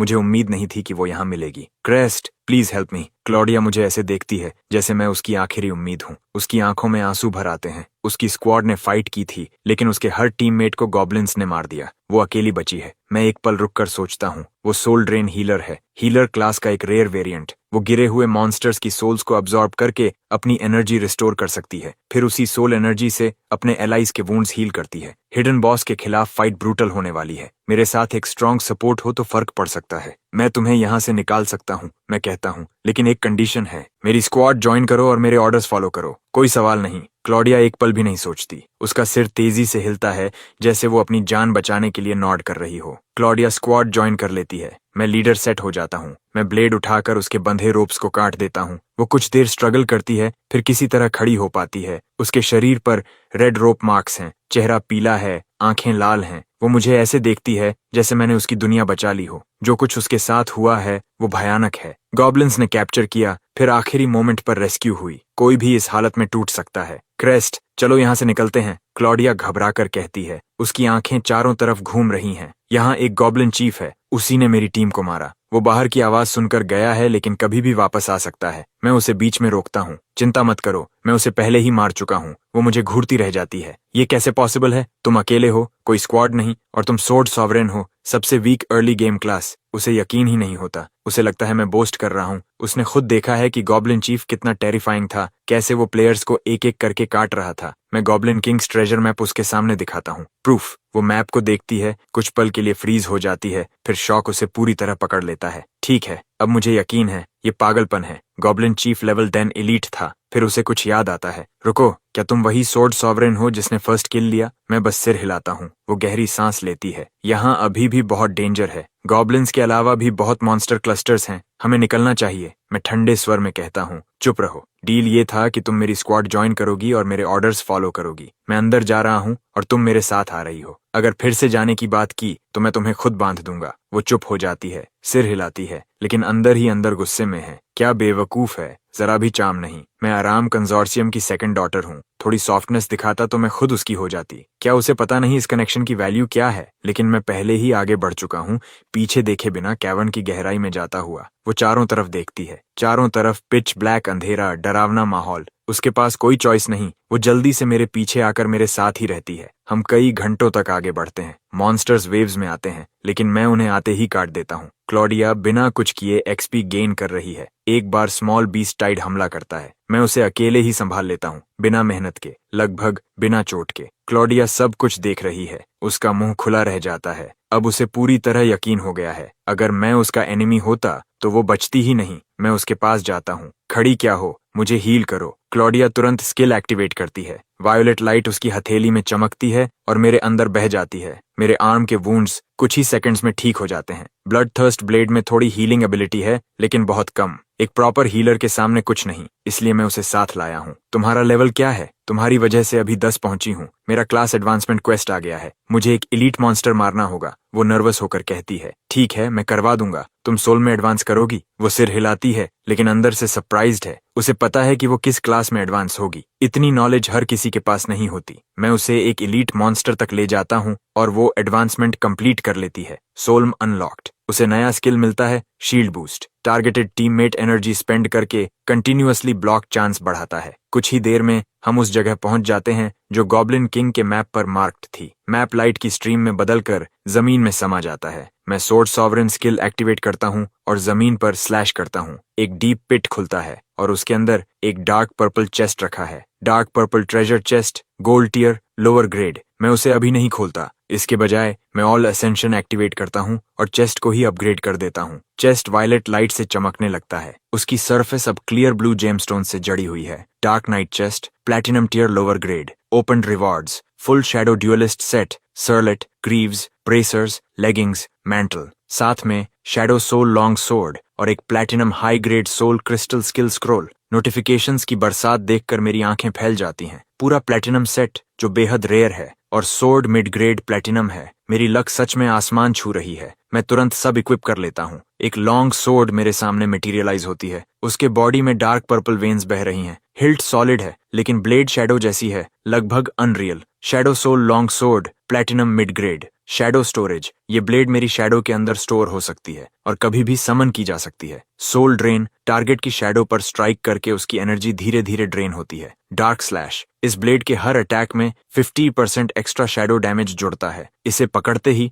मुझे अपने स्टैट्स में बड़ा बूस्ट महसूस होता है। Full shadow duelist set equip करते ही मेरा अपीयरेंस बदल जाता है। मेरा आउटफिट पेल ग्रे रोब में बदल जाता है, जिस पर एंशिएंट रून्स एच्ड हैं, जैसे चांदनी कपड़े पर बिखरी हो। फोर आर्म्स पर ग्रे ब्रेसर्स आ जाते हैं। Shadow duelist set active, dark blade surge, सभी सोर्ड स्किल्स को 50% एक्स्ट्रा शैडो डैमेज मिलता है जो फिजिकल डिफेंस को बाईपास करता है। शैडो स्ट्राइक, किसी भी सोर्ड स्किल के यूज पर 60% चांस है कि एक शैडो बने जो एक एक्स्ट्रा स्लैश दे, नॉर्मल अटैक जितना पावरफुल। इन इफेक्ट्स को पढ़कर मेरे अंदर एक्साइटमेंट की लहर दौड़ जाती है। ये सच में बहुत पावरफुल हैं। मैं शैडो सोल लॉन्ग सोर्ड को रिलीज करता हूँ, वो मेरे पैरों की शैडो में गिरकर गायब हो जाती है। जरूरत पड़ते ही मैं उसे वापस निकाल सकता हूँ। क्लॉडिया मेरी नई फुल सेट को देखकर स्टन्ड रह जाती है। प्लैटिनम गियर ओपन मार्केट में कम से कम 1 मिलियन में बिकता है और ओरुम कंसोर्शियम की सेकंड डॉटर होने के बावजूद ये अमाउंट उसे भी चौंका देता है। ये लो, इसे यूज करो। मैं platinum high grade soul crystal skill scroll उसकी तरफ फेंकता हूँ।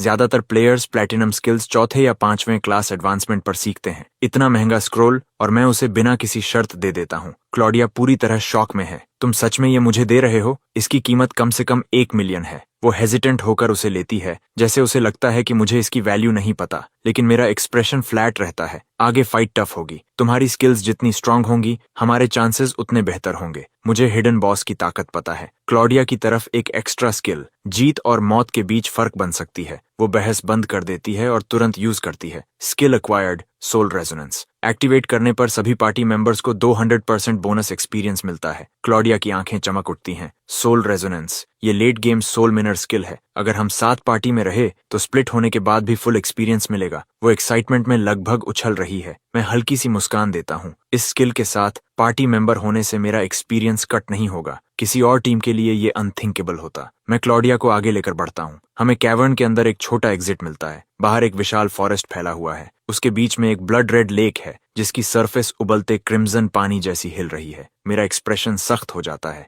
लगभग 1 आवर में हिडन बॉस यहीं अपीयर होगा। मुझे ये अपनी पास्ट लाइफ से पता है। जेन, जो उस लाइफ में हमारे स्कूल का स्ट्रॉन्गेस्ट क्लास एडवांसर था, यहीं मरा था। वही था जिसने सबसे पहले हिडन बॉस को ढूंढा। मरने से पहले उसने मुझे कॉम चैनल के जरिए लोकेशन भेजी थी, लेकिन उसे बॉस ने नहीं मारा था, उसे लुकास ने मारा, पड़ोसी सिटी का प्रोडिजी। मुझे सब साफ याद है और तब से मैं उस रूथलेस कोल्ड ब्लडेड प्लेयर पर नजर रखे हुए हूँ। इसी इंस्टेंस के किसी और हिस्से में एक यंग मैन अपनी नैरो ब्लेडेड सोर्ड पकड़ता है। उसकी पूरी प्रेजेंस डेंजर से भरी है। कुछ ही सेकंड्स में वो 2 प्लेयर्स को काट गिराता है। वो बॉडीज को देखता है और मुस्कुराता है, एक्साइटमेंट से भरा हुआ। ये लुकास है, इस साल वंग सिटी का टॉप प्लेयर। इंस्टेंस में एंटर करने के बाद से ही वो कार्नेज का निशान छोड़ता जा रहा है, क्योंकि उसे पता चल गया कि हाई लेवल प्लेयर्स को मारने से मॉन्स्टर्स ग्राइंड करने से ज्यादा एक्सपी मिलता है। टॉप रैंक के पीछे भागते हुए उसने सबसे एफिशिएंट मेथड चुना। जहां भी जाता है कोई सर्वाइवर नहीं छोड़ता। उसकी लेवलिंग स्पीड डरावनी है। अभी ही लेवल 13 पर है। उसके सामने एक गर्ल इन व्हाइट खड़ी है, ओवरसाइज्ड साइथ पकड़े हुए, मुश्किल से खुद को संभाल रही है, भारी सांसें लेती हुई। ये राइली है। लूकस धीरे धीरे उसकी तरफ बढ़ता है, चेहरा बिल्कुल ब्लैंक। तुम फर्स्ट हाई की राइली हो, है ना? राइली का एक्सप्रेशन ठंडा हो जाता है। तुम्हें मेरा नाम कैसे पता? नॉविस इंस्टेंस शुरू होने से पहले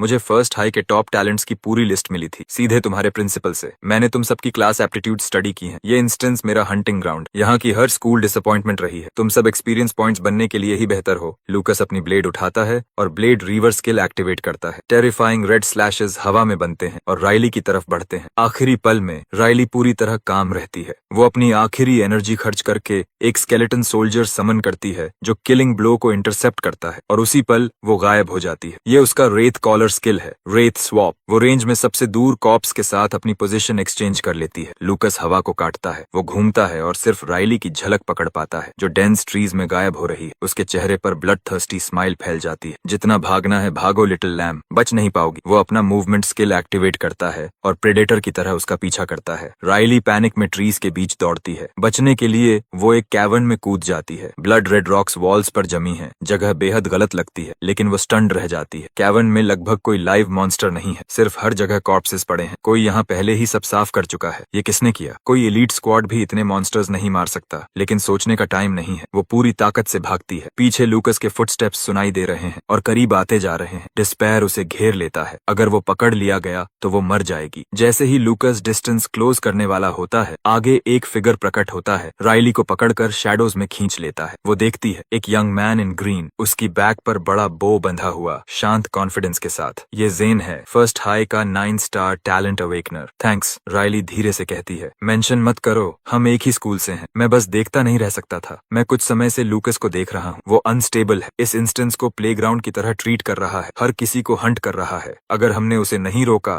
तो फर्स्ट हाई को और नुकसान होगा। राइली सोचती है, जेन सही है। एक शैडो रेंजर होने के नाते मिली में ब्लेड रीवर से भिड़ना सुसाइड होगा। सही मौका मिलने का इंतजार करना ही एकमात्र तरीका है। तुम्हारा लेवल 10। मैं क्लास एडवांसमेंट पर काम कर रहा हूँ। मुझे एक एलीट टियर बीस्ट मारना है। राइली शॉक्ड है। इतनी तेज लेवलिंग, शायद ये लूकस को हरा सकता है। मैं तुम्हें पूरा सपोर्ट दूंगी। हमारे क्लासमेट्स का बदला लेने में मदद करो। राइली की आंखों में स्टेडी रिजॉल्व है। मेरे पीछे आओ, ये फाइट करने की सही जगह नहीं है। जेन तुरंत आगे बढ़ता है, राइली उसके पीछे। दौड़ते हुए जेन मुझे मैसेज भेजता है, हे क्रेस्ट, मैं जेन, क्लास 4 से। लूकस ब्लेड रीवर हमारे स्टूडेंट्स को हंट कर रहा है, उससे दूर रहना। वो अभी क्रिम्सन लेक जोन में है। Message send. जेन और राइली तेजी से आगे बढ़ते हैं, लेकिन ज्यादा दूर नहीं जा पाते कि क्रिम्सन लेक के किनारे उनके सामने ब्लेड एनर्जी का एक स्ट्रीक रास्ता काट देता है। वो मुड़ते हैं। लूकस उनकी तरफ आ रहा है, एक्सप्रेशनलेस। क्या सच में लगा कि मुझसे बच जाओगे? एक बार मेरी ब्लेड तुम्हें छू जाए तो मैं ब्लेड एनर्जी से तुम्हारी लोकेशन ट्रैक कर सकता हूँ। उसकी नजर राइली पर टिक जाती। अब भागना पॉसिबल नहीं। जेन का एक्सप्रेशन सख्त हो जाता है। वो अपना बो उठाता है। जेन का बो देखकर लूकस की आंखों में चमक आ जाती। शैडो रेंजर, तो तुम ही हो जेन, फर्स्ट हाई का 9 स्टार टैलेंट। वो अपने होंठ चाटता है। उसकी आंखों में हंगर चमक रही है। तुम जैसे टैलेंट को अब तक लेवल 10 पर होना चाहिए। तुम्हें मारकर मैं लेवल 14 इंच किलो पहुंच जाऊंगा। वो चार्ज करता है। जेन का किलिंग इंटेंट उभरता है। वो एक के बाद एक एरो छोड़ता है, हर एक ठंडी तेज रोशनी से चमकता हुआ। लेकिन जैसे ही एरोज करीब आते हैं, लूकस जरा भी नहीं हिलता। वो अपनी ब्लेड घुमाता है और हर एरो को हवा में ही 2 हिस्सों में काट देता है। राइली भी अटैक करती है। अपनी एनर्जी खर्च करके 3 स्केलेटन आर्चर्स समन करती है, जो अपने मेकशिफ्ट बोज के साथ आगे बढ़ते हैं। लूकस बिल्कुल भी प्रभावित नहीं होता। वो एक सैवेज क्लीविंग स्किल एक्टिवेट करता है। एक पल में कई ब्लेड फैंटम्स बनते हैं। 5 ओवरलैपिंग स्लैशेस हवा को चीरते हैं। तीनों स्केलेटन सोल्जर्स तुरंत खत्म हो जाते हैं। ये देखकर जेन तुरंत अपना स्ट्रॉन्गेस्ट स्किल यूज करता है। Skill seal strike, bronze high grade. जिस टारगेट को ये हिट करता है, उसके नॉर्मल स्किल्स कुछ समय के लिए लॉक हो जाते हैं। मर्क्यूरी जैसी एरो सीधी लूकस के थ्रोट की तरफ जाती है, लेकिन लूकस डॉज नहीं करता। बुरा नहीं, लेकिन ये हिट नहीं होगा। वो ठंडी हंसी हंसता है, अपनी ब्लेड सीधी खड़ी करता है और उसे लाइट की स्ट्रीक की तरह लॉन्च करता है। एरो को बीच से काट देता है। जेन स्टन्ड रह जाता है। उसका स्ट्रॉन्गेस्ट स्किल इतनी आसानी से टूट गया। क्या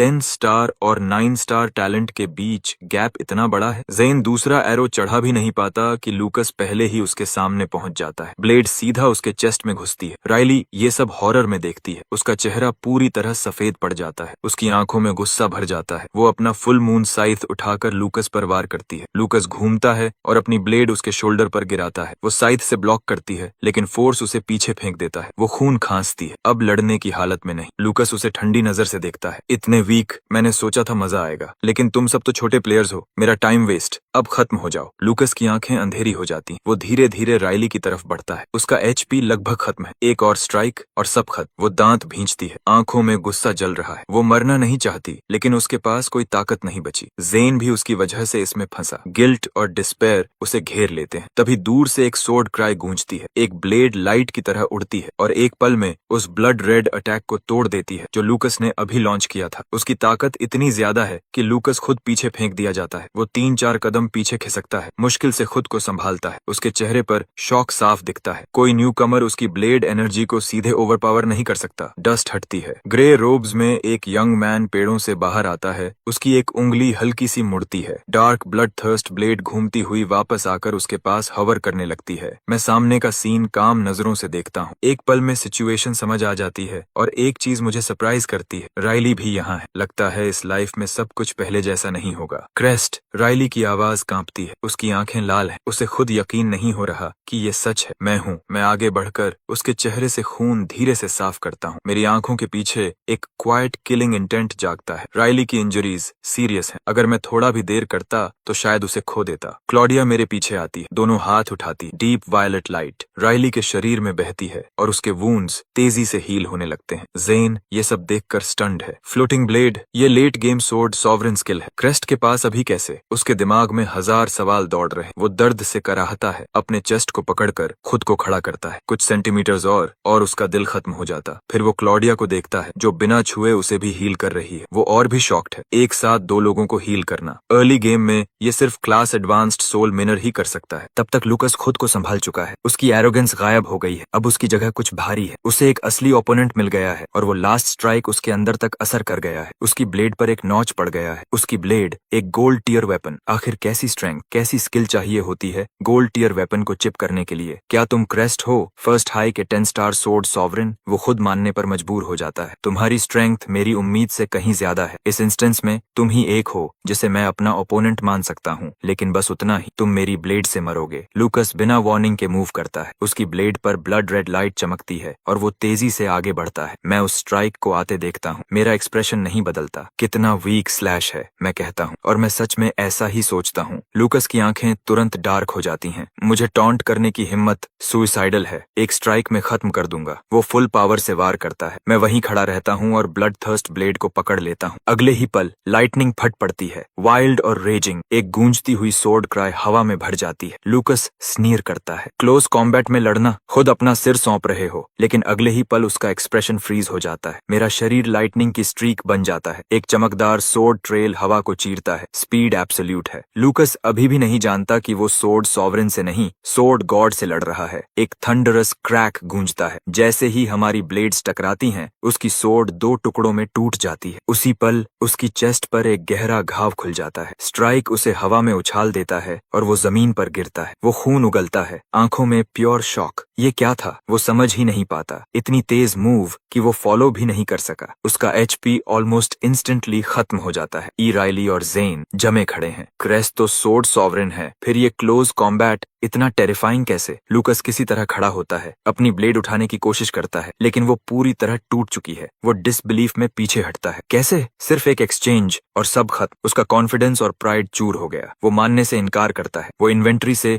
रेड हीलिंग पोशन निकालता है। उसके वूंड्स धीरे धीरे भरने लगते हैं। उस मूव ने तुम्हें ड्रेन कर दिया होगा, तुम इसे फिर नहीं कर सकते। तुम मुझे डराकर पीछे हटाना चाहते थे, मैं हार नहीं सकता। वो फिर चार्ज करता है, टूटी ब्लेड के साथ अपना स्ट्रॉन्गेस्ट स्किल एक्टिवेट करता है, blood frenzy slash. Blade blood red light की बारिश बन जाती है, लगातार वार करती हूँ। मेरा एक्सप्रेशन नहीं बदलता। ड्रॉ एंड फ्लैश, मैं ब्लर बन जाता हूँ और उसकी ब्लेड के बचे हुए हिस्से को भी तोड़ देता हूँ। ये स्ट्राइक पहले से भी ज्यादा पावरफुल है। लूकस की आंखों में तूफान उठता है। और भी स्ट्रॉन्ग, ये कैसे पॉसिबल है? अगले ही पल मेरी ब्लेड उसकी थ्रोट पर होती है। वो डेस्परेट होकर सोर्ड हिल्ट से ब्लॉक करता है, लेकिन वो भी तुरंत टूट जाता है। वो किसी तरह स्ट्राइक रोकता है, लेकिन मेरा सेट बोनस एक्टिवेट होता है। मेरे जैसा एक शैडो उसके पीछे प्रकट होता है, जैसे स्याही हवा में फैल रही हो। वो डार्क ब्लेड पकड़ता है और नीचे स्लैश करता है। ये स्ट्राइक फिजिकल नहीं है, प्योर शैडो डैमेज है। लूकस के घुटने जमीन पर गिर जाते हैं। उसके पास कुछ नहीं बचा। नहीं, ये नहीं हो सकता, मैं नहीं हार सकता। उसकी आवाज कांपती है, उसकी आंखों की रोशनी बुझने लगती है। वो मान ही नहीं पाता। मैं उसे नीचे देखता हूँ, एक्सप्रेशन ठंडा। वू यांग सिटी का top talent, 10 star blade river, बस इतना ही। मैं उसे खत्म करने के लिए ब्लेड उठाता हूँ, लेकिन उसी पल ब्लू लाइट चमकती है और वो गायब हो जाता है। मैं खाली जमीन को देखता हूँ। Life saving trinket. Wang city ने सच में उसे बचाने के लिए भारी इन्वेस्टमेंट किया है, लेकिन अगली बार 10 ऐसे ट्रिंकेट्स भी उसे नहीं बचा पाएंगे। अगर मेरी ब्लेड और तेज हो गई तो लाइफ सेविंग आइटम एक्टिवेट होने का मौका भी नहीं मिलेगा। मुझे यकीन है कि अगली बार तक मैं उस लेवल तक पहुंच जाऊंगा। मैं राइली और बाकी की तरफ मुड़ता हूँ। तुम सब ठीक हो? राइली की आंखों में आंसू आ जाते हैं और वो दौड़कर मुझे हग कर लेती है। क्लॉडिया ये देखकर होंठ दबा लेती है। कोई मुझसे पहले ही जीत गया। अब समझ आया ये मेरे साथ इतना कोल्ड क्यों था, लेकिन वो हार नहीं मानती। जहाँ चाह होती है वहाँ हमेशा किसी का आदमी चुराने का भी रास्ता निकल ही आता है। क्रेस्ट, तुम अभी इतने स्ट्रांग कैसे हो गए? राइली का शौक अभी तक खत्म नहीं हुआ। मैं बस कंधे उचकाता हूँ। वो बस वीक था। सब कुछ पल के लिए खामोश हो जाते। अगर लूकस वीक है तो इस दुनिया में टैलेंटेड कहलाने के लायक आखिर कौन है? तभी क्रिम्सन लेक के बीचों बीच एक वर्लपूल खुलता है। खून जैसे लाल आर्मर में ढका एक मैसिव नाइट बाहर कूदता है। Warning, hidden boss has appeared. Notification देखते ही सबके चेहरे का रंग उड़ जाता है। क्रेस्ट, हमें पीछे हटना चाहिए। हिडन बॉस मजाक नहीं है, जेन घबराहट में कहता है। नहीं, तुम दोनों जाओ, क्लॉडिया और मैं इसे हैंडल करेंगे। राइली मेरी आंखों में देखती है और बिना झिझक के बोलती है, तब मैं भी तुम्हारे साथ लड़ूंगी। जेन कुछ पल चुप रहता है, फिर एक हेल्पलेस साई छोड़ता है। अगर तुम सब रुक रहे हो तो अभी भागना काफी कावर्डली होगा। लगता है मैं भी रुक रहा हूँ। राइली और जेन पार्टी ज्वाइन करने की रिक्वेस्ट भेजते हैं। एक्सेप्टेड। मैं मना नहीं करता। ये प्लान नहीं था, लेकिन 2 एक्स्ट्रा फाइटर्स सच में हमारे चांसेस बढ़ाते हैं। क्रिम्सन आर्मर डेथ नाइट पानी के ऊपर चलते हुए हमारी तरफ बढ़ता है। उसकी दोनों आंखों में किलिंग इंटेंट चमक रही, हाथ में एक मैसिव ग्रेट सोर्ड। मैं बॉस का डेटा स्कैन करता हूँ। उसके स्टैट्स देखकर मेरे अंदर सिहरन दौड़ जाती है। ये मेरी उम्मीद से कहीं ज्यादा है। ये किसी F tier novice instance boss के लेवल से बाहर है। ये तो एक E टियर बॉस के बराबर है। कोई भी नॉर्मल न्यूकमर अगर इससे टकराए तो सीधा मौत तय है, लेकिन अब पीछे हटने का कोई रास्ता नहीं। मैं अपनी उंगलियां जोड़कर फोकस करता हूँ। ब्लड थर्स्ट ब्लेड मेरे पीछे से उठती है। क्रिम्सन आर्मर डेथ नाइट की तरफ पॉइंट करके रॉकेट की तरह आगे बढ़ती है। क्रिम्सन आर्मर डेथ नाइट गुस्से में दहाड़ता है और अपनी ब्लेड पूरी ताकत से मारता है। ब्लड थर्स्ट ब्लेड पीछे धकेली जाती है और जमीन में धंस जाती है, लेकिन अगले ही पल वो कांपती है, खुद को निकालती है और फिर से अटैक करती है। मेरे मेंटल कंट्रोल में ब्लड थर्स्ट ब्लेड रिलेंटलेस है। चाहे कितनी बार भी उसे पीछे धकेला जाए, वो बार बार वापस आकर नाइट को परेशान करती रहती है। उसी समय मैं अपना हाथ उठाता हूँ। Jet black shadow soul long sword मेरी शैडो से निकलकर मेरी पकड़ में आ जाती है। ज़ेन पीछे हटकर अपना बो निकालता है। उसकी नजरें हॉक की तरह नाइट पर टिकी हैं और वो स्किल सील एरो छोड़ता है, लेकिन उसका कोई असर नहीं होता। एरो बॉस की डिफेंस को छू भी नहीं पाता और इम्पैक्ट पर ही टूट जाता है। राइली मेरे पास दौड़ती है, स्पेल चांट करती है। एक डार्क मैजिक सर्कल से 2 अनडेड स्केलेटन सोल्जर्स प्रकट होते हैं। वो बिना डर के बॉस पर टूट पड़ते हैं,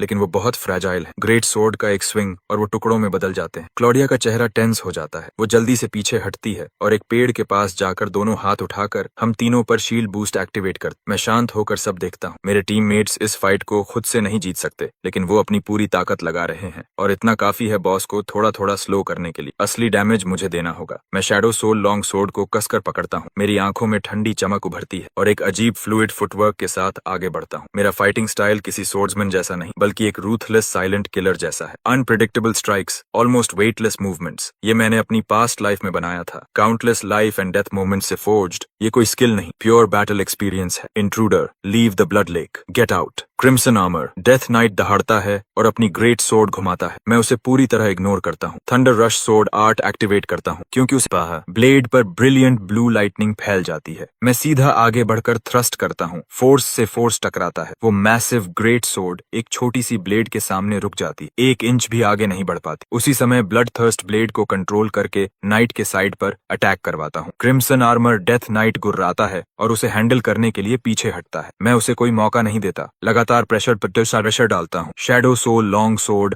लगातार स्लैश करती है, जबकि ब्लड थर्स्ट ब्लेड ऊपर से सपोर्ट देती है। हमला तूफान की तरह बरसता है। Shadow soul long sword shadow damage देती, जिसे बॉस की डिफेंस रोक नहीं पाती। ब्लेड गोस्ट की तरह अंदर घुसती है और सीधे उसके शैडो में डैमेज करती है। क्रिम्सन आर्मर डेथ नाइट पीछे हटने लगता है, स्टेप बाय स्टेप। हमारे पास मौका है। राइली की आंखें चमक उठती हैं। वो एक और स्केलेटन समन करती है और उसे बॉस के पीछे से अटैक करने भेजती है। ज़ेन की आंखें किलिंग इंटेंट से तेज हो जाती हैं। वो बो खींचता है, स्किल सील एरो एक्टिवेट करता है। एक मैसिव मर्क्यूरी जैसी प्रोजेक्टाइल निकलती है और सीधा बॉस की आंख में घुस जाती है। बॉस के स्किल्स पूरी तरह सील हो जाते हैं, कुछ समय के लिए लॉक हो जाते हैं। राइली का स्केलेटन पीछे से मौका पकड़ता है, अपनी एंशिएंट ब्लेड से लगातार वार करता है। हर हिट बॉस के भारी शरीर को हिला देता है। बॉस गुस्से में घूमता है और स्केलेटन को तोड़ देता है, लेकिन तब तक उसकी ताकत कम हो चुकी होती है। क्रिम्सन आर्मर डेथ नाइट दर्द से चिल्लाता है और पीछे लड़खड़ाता है। हाँ, ऐसे ही चलते रहो तो हम जीत सकते हैं। ज़ेन की आंखें चमक उठती हैं। वो लगातार एरोस चलाता रहता है, एक के बाद एक बॉस की तरफ जाते हुए। लेकिन मैं उतना ऑप्टिमिस्टिक नहीं हूँ। मेरे दिमाग में एक शैडो बनी रहती है। इस बॉस के पास अब्सर्ड अमाउंट का HP है। मैं बस सरफेस को ही स्क्रैच कर रहा हूँ। अभी तक हमने मुश्किल से 10% ही कम किया है। ज़ेन का स्केल सील एरो काम कर रहा है, लेकिन उसे चेन नहीं किया जा सकता। जैसे ही उसका इफेक्ट खत्म होगा, बॉस बुरी तरह फ्यूरियस हो जाएगा, और वैसा ही होता है। सील टूटता है और क्रिम्सन आर्मर डेथ नाइट गुस्से से कांप उठता है। वो अपनी ग्रेट सोर्ड घुमाता है और एक स्किल एक्टिवेट करता है। ब्लेड से एक डेवास्टेटिंग शॉक वेव निकलती है। वो फोर्स मुझे जमीन से उड़ा देती है और मैं हवा में जा गिरता हूँ। मेरे नीचे की जमीन फट जाती है, जड़ से उखड़ जाती। मैं हवा में खुद को संभालता हूँ, जोर से लैंड करता हूँ, फिर तुरंत फोकस करके thunder rush sword art activate करता हूँ। मैं वापस चार्ज करता हूँ और अपनी पूरी ताकत से अटैक करता हूँ। मेरी सोर्ड वर्क अपनी लिमिट तक फ्लूइड हो जाती है। सेट बोनस बार बार ट्रिगर होता है। Jet black shadow unexpected strikes के साथ वार करता है। जितना तेजी से मैं स्विंग करता हूँ, उतना ही शैडो स्ट्राइक ट्रिगर होने का चांस बढ़ता है। मुझे लगातार अटैक करना होगा। ऑफेंस ही यहाँ मेरी डिफेंस है, और तेज और ब्रूटल, जैसे हवा और बिजली एक साथ मिल गई हूँ। तभी उसी फ्लो में कुछ क्लिक करता है। मेरे दिमाग में एक नई सोर्ड टेक्निक बनती है। New skill unlocked. Rain storm, blade storm, silver mid grade. Blade force बारिश की तरह बरसने लगती है। कम समय में काउंटलेस स्ट्राइक्स लॉन्च होते हैं। शीर स्पीड से जीतने वाली टेक्निक। मेरा असॉल्ट और इंटेंस हो जाता है। शैडो ड्यूलिस्ट सेट इफेक्ट तेजी से ट्रिगर होते हैं और बॉस का एचपी आखिर तेजी से गिरने लगता है। कुछ ही मिनटों में वो 60% से नीचे आ जाता है। तभी क्रिम्सन आर्मर डेथ नाइट जोर से दहाड़ता है। एक मैसिव शॉक वेव फैलती है और मुझे पीछे उड़ा देती है। उसकी आंखें चमकती हैं, चेहरा रेज और ब्लड लस्ट से विकृत हो जाता है और उसकी स्पीड और स्ट्रेंथ दोनों क्लियरली बढ़ जाती हैं। मैं पीछे फेंका जाता हूँ, खून खांसते हुए। फेज 2 ऑलरेडी, लेकिन मेरे होंठों पर एक वाइल्ड स्माइल आ जाती है। फेज 2 एक्चुअली गुड न्यूज है। इसका मतलब बॉस सच में एनरेज्ड हो चुका है। Crimson armoured death night बजर्क fury में चार्ज करता है और अपना सबसे खतरनाक स्किल एक्टिवेट करता है, अर्थ ब्रेकर क्लीव पतित। उसकी wide blood red great sword उसके सिर के ऊपर उठती है। ब्लेड लाल रोशनी से जल रही होती है। उसकी पावर साफ दिखाई दे रही है। मैं फोकस करता हूँ और ब्लड थर्स्ट ब्लेड को इंटरसेप्ट करने भेजता हूँ, लेकिन कांटेक्ट होते ही वो दूर उछाल दी जाती है। अटैक एक ब्लड रेड बीम बनकर सीधा मेरी तरफ आता है। मैं आगे बढ़ता हूँ, उसे हेड ऑन लेने के लिए, ड्रॉ फ्लैश यूज करने की तैयारी में। जब वो अर्थ ब्रेकर क्लीव एग्जीक्यूट करता है, उसके आर्मर के जॉइंट्स खुल जाते हैं और अंदर का फ्लैश दिखने लगता है। मुझे उसी गैप पर हिट करना होगा और पूरी ताकत से। मेरा शरीर हवा में एक स्ट्रीक ऑफ लाइट बन जाता है। Draw and flash, full power, और सीधा उसके आर्मर प्लेट्स के बीच वाले गैप पर लगता है। बॉस का एचपी एक ही पल में आधे से ज्यादा गिर जाता है और मुझे 0 डैमेज मिलता है, क्योंकि उसी मोमेंट में फैंटम स्टेप एक्टिवेट करके उसकी ब्लेड के आर पार निकल जाता हूँ। क्रिम्सन आर्मर डेथ नाइट गुस्से से कांप उठता है। उसके हाथ की ग्रेट सोर्ड ट्रांसफॉर्म होकर एक मैसिव हैमर बन जाती है और वो अपना फाइनल असॉल्ट लॉन्च करता है। उसके पीछे क्रिम्सन लेक का पानी उठता है और ब्लेड शेप्स में कंडेंस होकर उसके हैमर के साथ घूमने लगता है। ये बॉस का स्ट्रॉन्गेस्ट स्किल है, रोरिंग वाटर्स। दर्जनों ब्लड वाटर ब्लेड्स एक साथ कन्वर्ज होकर लॉन्च होते हैं। मेरा चेहरा सख्त हो जाता है। मैं rain storm blade storm activate करता हूँ। ये मेरा सबसे फास्ट अटैक स्किल है। Shadow soul long sword dark slashes की एक फ्लरी बन जाती है, जबकि ब्लड थर्स्ट ब्लेड मेरे पास हॉवर करती है इनकमिंग ब्लेड्स को इंटरसेप्ट करने के लिए, लेकिन उनकी संख्या बहुत ज्यादा है। मुझ पर प्रेशर बढ़ने लगता है। Damn it! मैं दांत भींचकर ग्राउल करता हूँ। फैंटम स्टेप फिर से एक्टिवेट करने के लिए तैयार, ताकि जबरदस्ती रास्ता बना सकूं, लेकिन उसका एनर्जी कॉस्ट बहुत ब्रूटल होगा। किसी भी एक फाइट में मैं फैंटम स्टेप सिर्फ 2 बार यूज कर सकता हूँ। अगर अभी यूज कर लिया तो मेरी एनर्जी पूरी तरह खत्म हो जाएगी और बाकी फाइट बहुत पेनफुल हो जाएगी। तभी एरोज की एक वॉली हवा को चीरती हुई आती है। जेन के शॉट्स पावरफुल और प्रिसाइज काफी ब्लड वाटर ब्लेड्स को तोड़ देते हैं। मुझ पर दबाव कम हो जाता है। मैं राहत की सांस लेता हूँ। अब मैं अपनी प्रेशियस एनर्जी फाइनल ब्लो के लिए बचा सकता हूँ। मैं rain storm blade storm swing करता हूँ और आगे सर्च करता हूँ। मेरी ब्लेड पर लाइटनिंग क्रैकल कर रही है। हवा में उड़ती ब्लड थर्स्ट ब्लेड मेरे दूसरे हाथ में आ जाती। मेरी आंखों में किलिंग इंटेंट बहने लगता है। अब कोई रोक टोक नहीं। Left hand blood thirst blade पर thunder rush sword art activate. Right hand shadow soul long sword पर draw and flash activate. 2 silver mid grade sword arts एक साथ एक्टिवेट होते हैं। एक डेफनिंग सोर्ड क्राई पूरे एरिया में गूंज उठती है। मेरा शरीर ब्रिलियंट लाइटनिंग की एक स्ट्रीक बन जाता है। ब्लेड लाइट फ्लैश करती है और दोनों सोर्ड सीधे क्रिम्सन आर्मर डेथ नाइट के स्कल पर गिरती हैं। वो दोनों घुटनों पर गिर जाता है। उसकी आंखों की रोशनी बुझ जाती है। डार्क येलो ब्लड बहता है और पीछे क्रिम्सन लेक में मिल जाता है। अगले ही पल हर प्लेयर के दिमाग में एक आवाज गूंजती है, announcement, hidden boss defeated. A sword sovereign player has slain the hidden boss.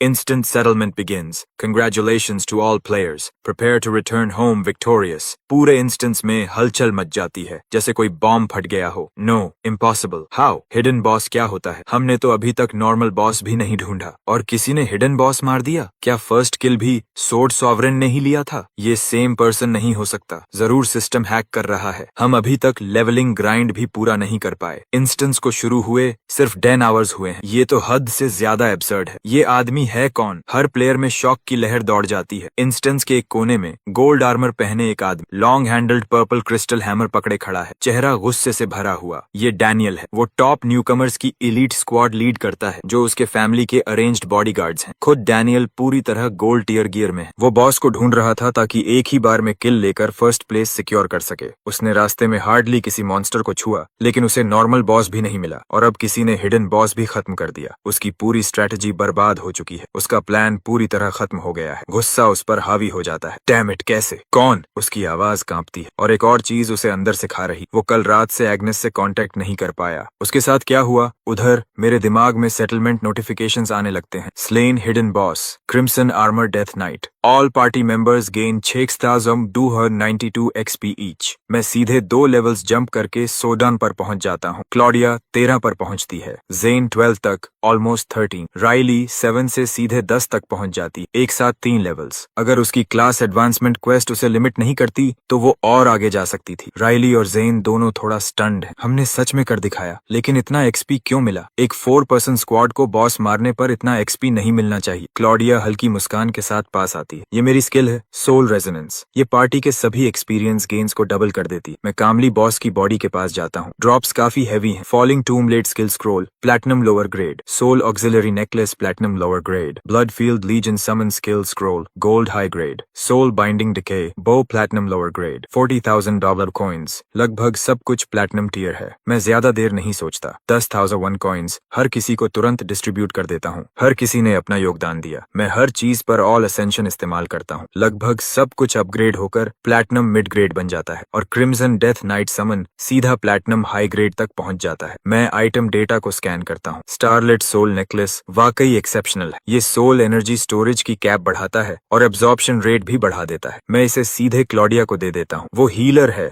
जो लगातार सोल एनर्जी खर्च करती रहती है। इससे ज्यादा फायदा किसी और को नहीं हो सकता। अगला क्रिम्सन डेथ नाइट समन राइली को जाता है। सिर्फ उसकी क्लास ही इसे इस्तेमाल कर सकती है और वंस लर्नड वो एक क्रिम्सन आर्मर्ड किंग नाइट को समन कर सकती है। सोल बाइंडिंग डिके बो जेन को जाता है। उसकी आंखें हल्का कांपती हैं, एक इमोशन की झलक जब वो इसे लेता है और संभाल कर रख देता है। धन्यवाद, वो कहता है और वो सच में दिल से कहता है। धन्यवाद क्रेस्ट, आज से तुम मेरे कॉमरेड हो। वो अच्छी तरह जानता है कि ये लड़ाई मैंने कैरी की है। उसने मुश्किल से कोई असली डैमेज दिया और फिर भी मैं उसे ऐसा वेपन दे रहा हूँ। ये उम्मीद से कहीं ज्यादा है। मैं बस सिर हिलाता हूँ और कुछ नहीं कहता। अब मैं अपने ड्रॉप की तरफ मुड़ता हूँ। Falling tomb blade platinum mid grade, ऊपर से एक विशाल पत्थर की तलवार समन करता है जो गिरकर मैसिव डैमेज देती। मैं स्क्रोल को क्रश करता हूँ स्किल सीखने के लिए, फिर अपना हाथ उठाता हूँ और आसमान से एक विशाल जेट ब्लैक स्टोन सोर्ड गिरती है जैसे कोई महान टूम स्टोन। वो जमीन में गहराई तक धंस जाती। उसकी सरफेस पर एंशिएंट कार्विंग्स बनी हुई। उसका वेट ही किसी मॉन्स्टर को चकनाचूर करने के लिए काफी है। अगर हिडन बॉस अभी जिंदा होता तो ये पहले ही वॉर में उसका आर्मर तोड़ देती। मेरा मूड ऊपर उठता है। ये मेरी पहली platinum tier active damage skill है। हर किसी का शरीर फ्लिकर और ब्लर होने लगता है। Instant settlement complete, departure imminent. Crest, अगली इंस्टेंस के लिए मुझे कॉल करना, जेन कहता है सेटल होते हुए। बाव वापस क्रॉस होता है। हे क्रेस्ट, मेरी जान बचाने के लिए धन्यवाद। हम जल्द ही फिर मिलेंगे। क्लॉडिया एक ब्राइट हंसी के साथ हाथ हिलाती है और उसकी फिगर फेड हो जाती है। राइली आगे बढ़ती है, बालों की एक लट हटाती है और मुझे एक शांत मुस्कान देती, फिर वो भी गायब हो जाती है। मैं अपनी ही एक वॉइड स्पेस में खिंच जाता हूँ। एंडलेस लिस्ट्स खुलती चली जाती हैं। स्कोर्स तेजी से कैलकुलेट हो रहे हैं। मेरा टोटल बढ़ता जा रहा है। स्कारलेट रॉक कैवर्न का no damage clear, speed run bonus, instance का first kill, perfect challenge bonus, final rating, S rank, title मिला